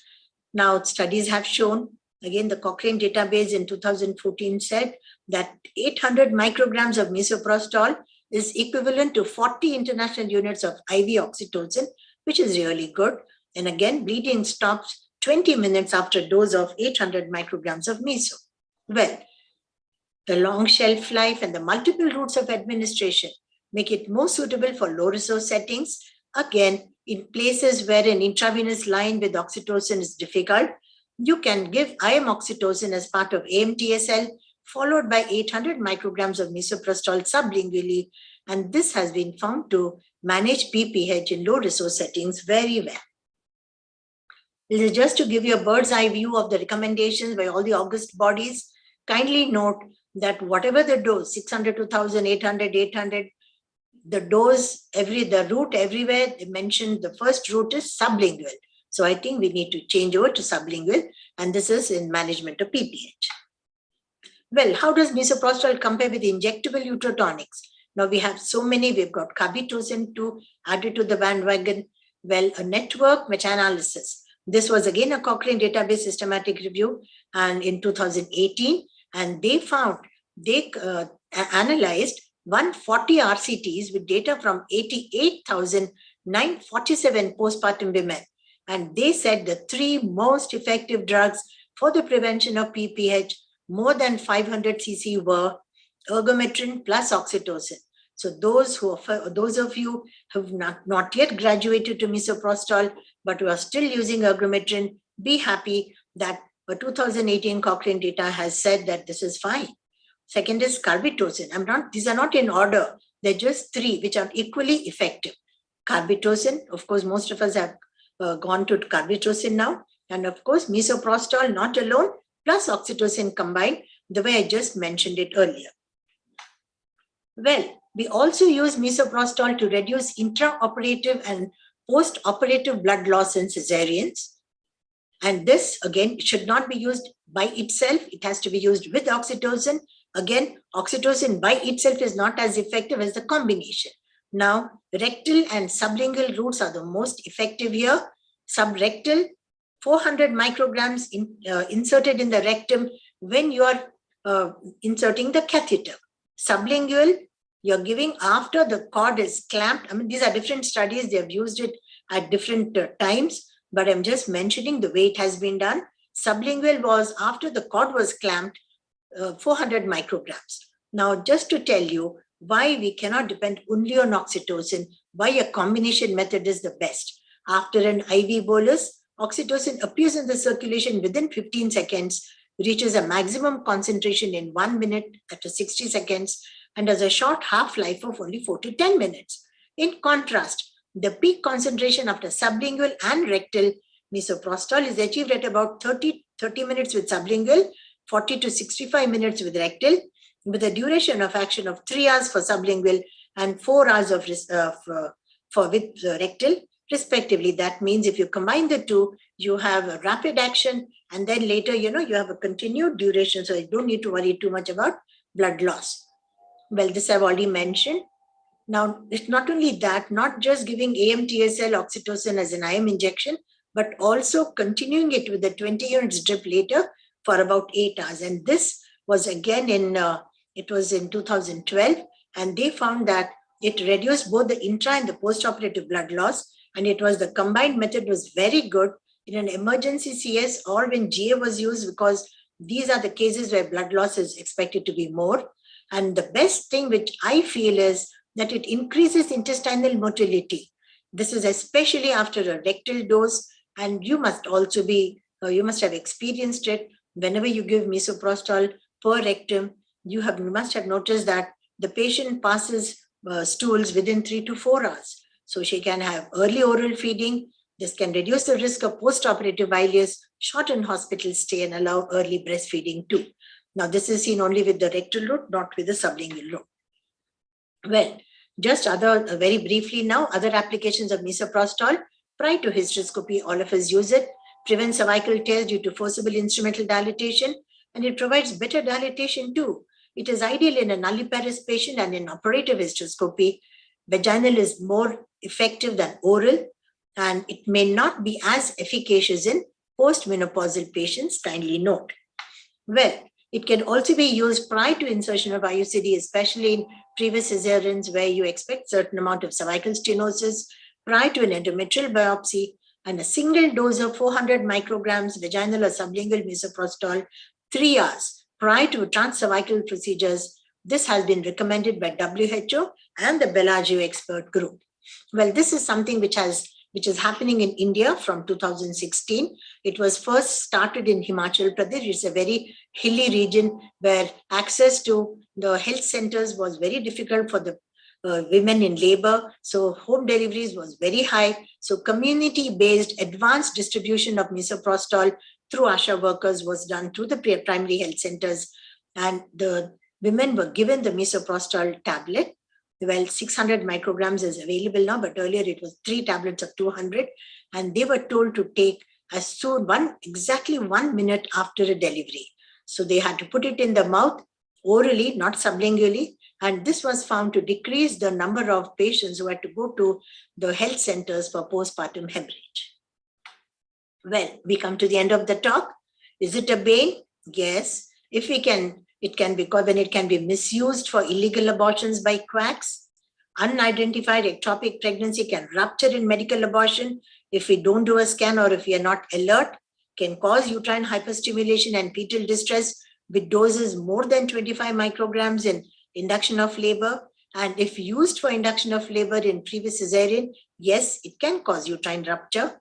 Well, teratogenic, well, if it is a doubt, especially in failed medical abortions.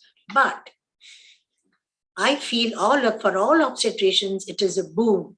Why? Because we have said goodbye to surgical abortions with their requirement of OT, anesthetist, sterilization, and equipment.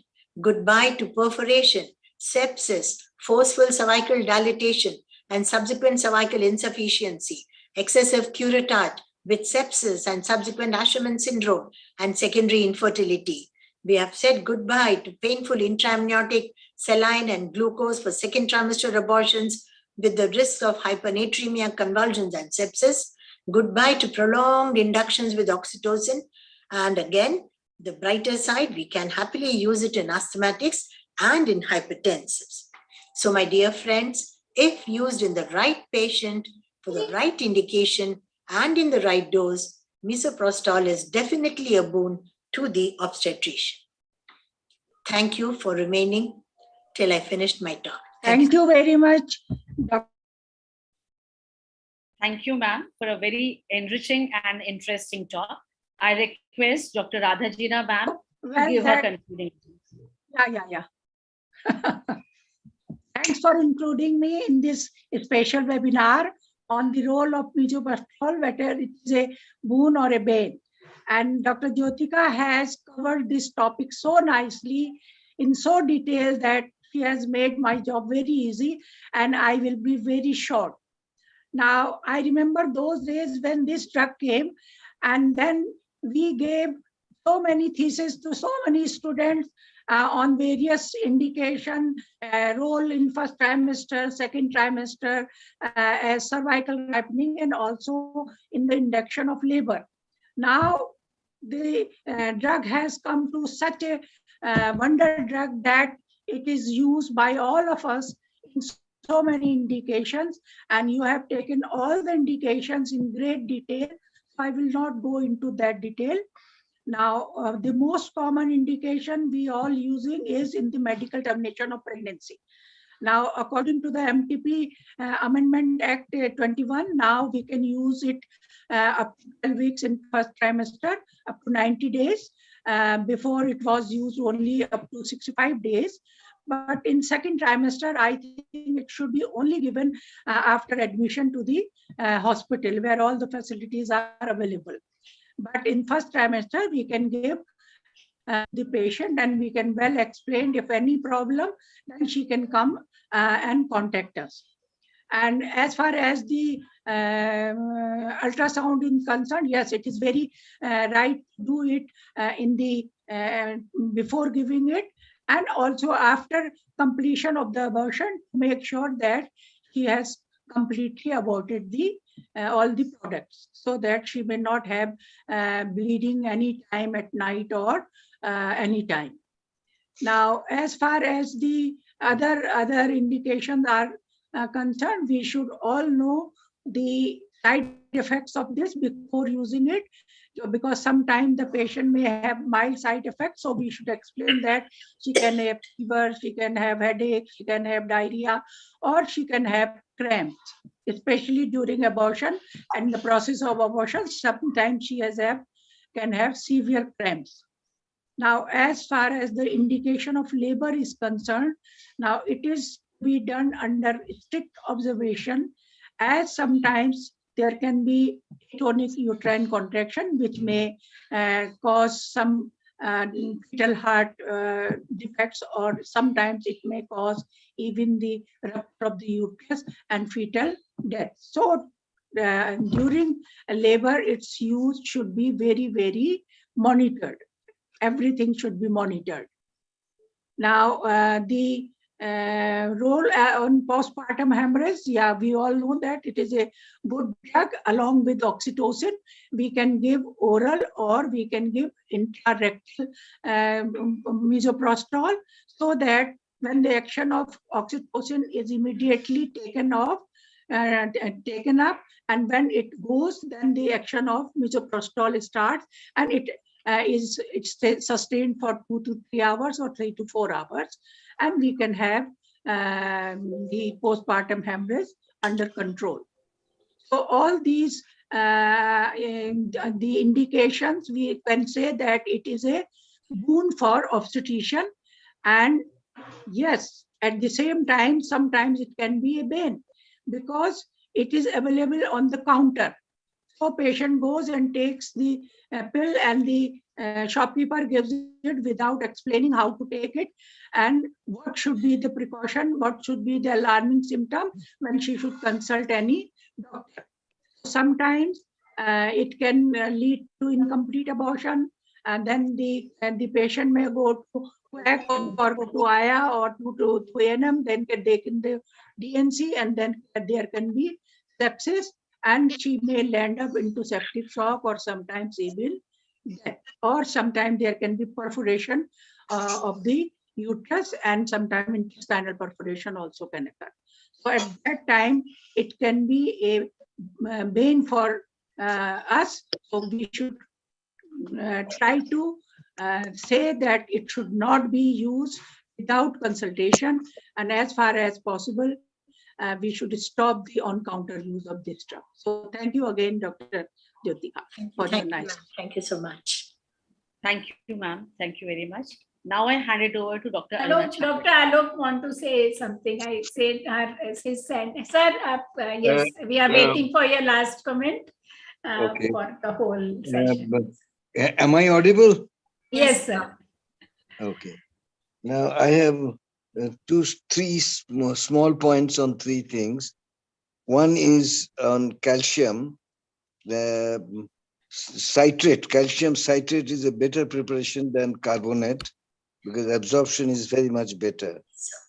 And the timing of starting calcium, it was said that from 14 weeks onwards, actually the 2/3 of calcium is absorbed in third trimester of pregnancy, because there is requirement ossification of bone. So giving calcium from 14 weeks may not be necessary. It should be started maybe third trimester, 28 weeks, because that's when it is required. Giving early may only cause side effects or many things that Dr. Mukta said very nicely. About vitamin D, it is very, very uncertain. She pointed that out. And there is a paper, a little old paper from British Medical Bulletin. It says if you exceed the dose by 400 IU, patient may have syncope. And we are here giving 2000 in one tablet. So what are we giving? Are we giving vitamin D or some other thing? And what were they giving? So it is a very, very uncertain area, vitamin D. And lastly, just one line about folic acid. Dr. Sadhna has already mentioned, giving folic acid right and left to everybody throughout life almost can be dangerous because it is not yet clear whether it can promote cancer. So if you have to give moderately and not continuously, maybe intermittently. So folic acid has to be used with caution. Well, that's all I have to say. Thank you, Sadhna, and Thank all you, the sir. speakers. Especially, I was very impressed with Dr. Mukta, I think, with 17 gold medals, unimaginable. Of course, Sadhna, you are also a gold medalist. Okay, then. Thank you. Thank you, sir. Thank you, Aruna. So there is one question. Amish, तुम्हारे आपके लिए there. Aruna, you take up it. There was one question from Dr. Madhu for Ami. Audible.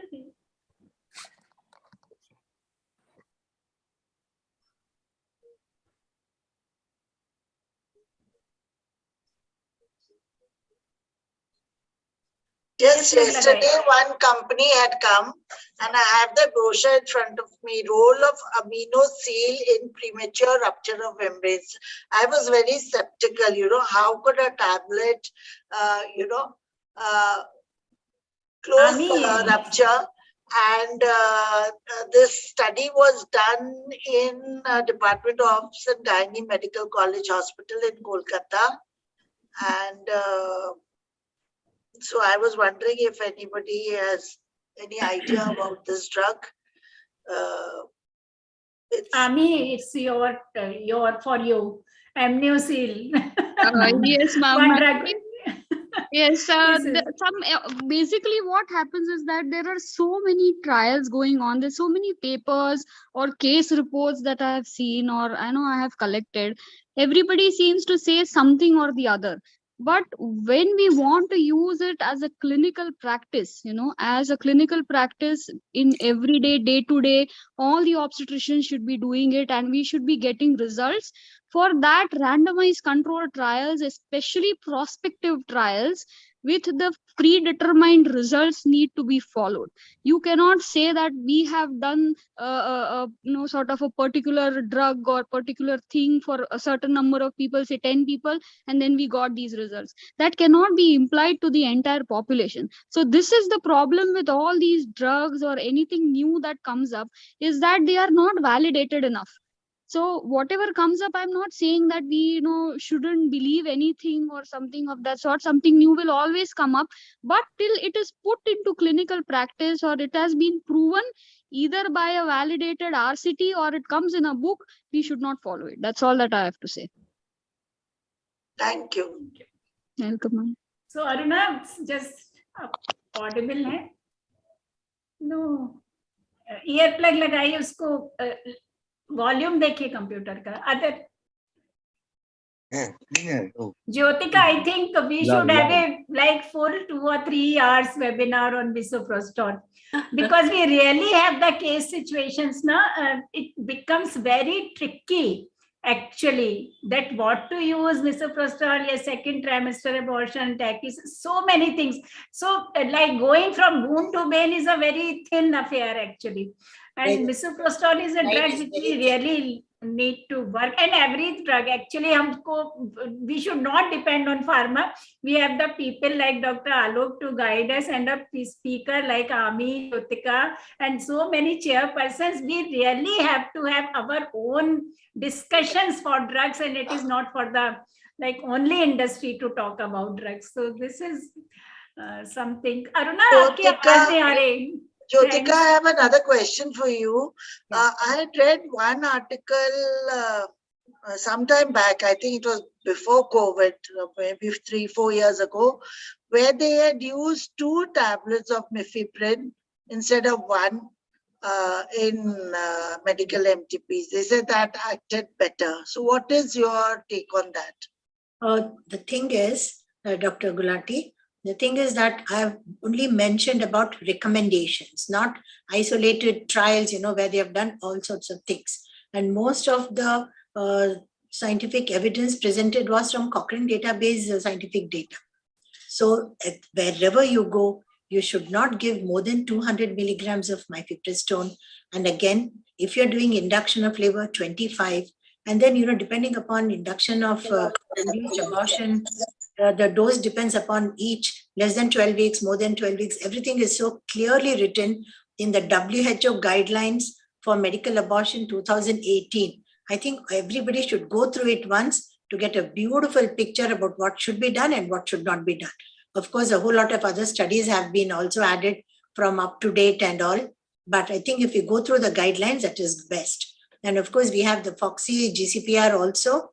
That also says that for that was 2018, that says that induction of labor we should not use as of now. The DCGI does not recognize misoprostol, but everybody is doing it. And if only we land in trouble, we don't have any guidelines to back us up. Back us up, true. But only 1 tablet, not 2 tablets. Thank you, thank you. Aruna, are you audible? So, Ritu, can you go ahead with the, I think, question that was very pertinent about amniosil. So, Ritu, what is problem with Aruna? Sadhna? Hi, yes. I have to go because my battery Thank you, sir. Thank you, sir. Thank you. Thank you. It's only Thanksgiving. You are our next president. Okay. Remember us then. Okay. Bye, Sadhna. Always Hello, in your Jyotika. heart. Nice to see you virtually. Thank you, sir. Thank you so much. Thank you, sir. Thank you, sir, for staying so long. We are a little late, but it was really mind-boggling session. No, it's great speakers you have chosen. Thank you. Okay, bye. Bye, sir. Thank you so much. Ritu, can you go ahead with thanks? Sadhna, very good speakers and excellent topics. Thank you. Thank you very much for a very enriching and informative session. And it was really very good topics had been taken up and speakers were brilliant. And I really thank the chairpersons. And it's already, it has been a little long, but then it has been very enriching and very rewarding for us also, for the beginners and for us who have been in practice for some times. So this is quite informative. I thank everybody from the core of my heart. Thank you so much. And wishes to Sadhna for a coming endeavor. Thank you, All madam. blessings to you.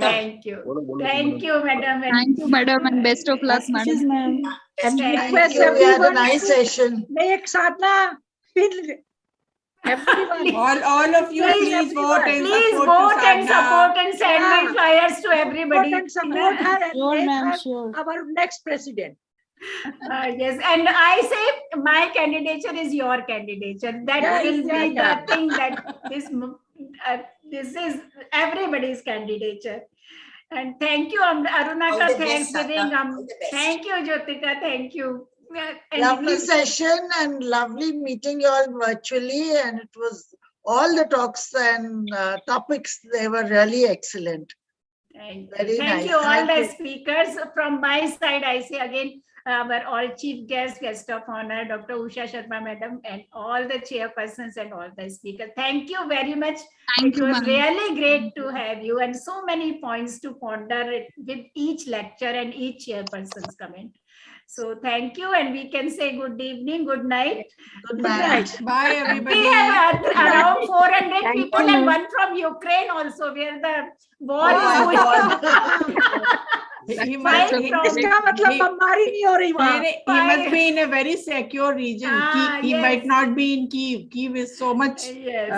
dreaded nowadays, no? So we have 5 from USA, 1 from Canada, and 1 from Ukraine. So I said, I don't believe it, but it is there. So thank you. So Okay, good night. Okay, Good bye. night. Good night. Amrita, goodbye. Bye, Bye, everybody. Good Thank night, you. everybody. Bye Good bye. night. Good Bye. night. When you, Ashish, you can like close.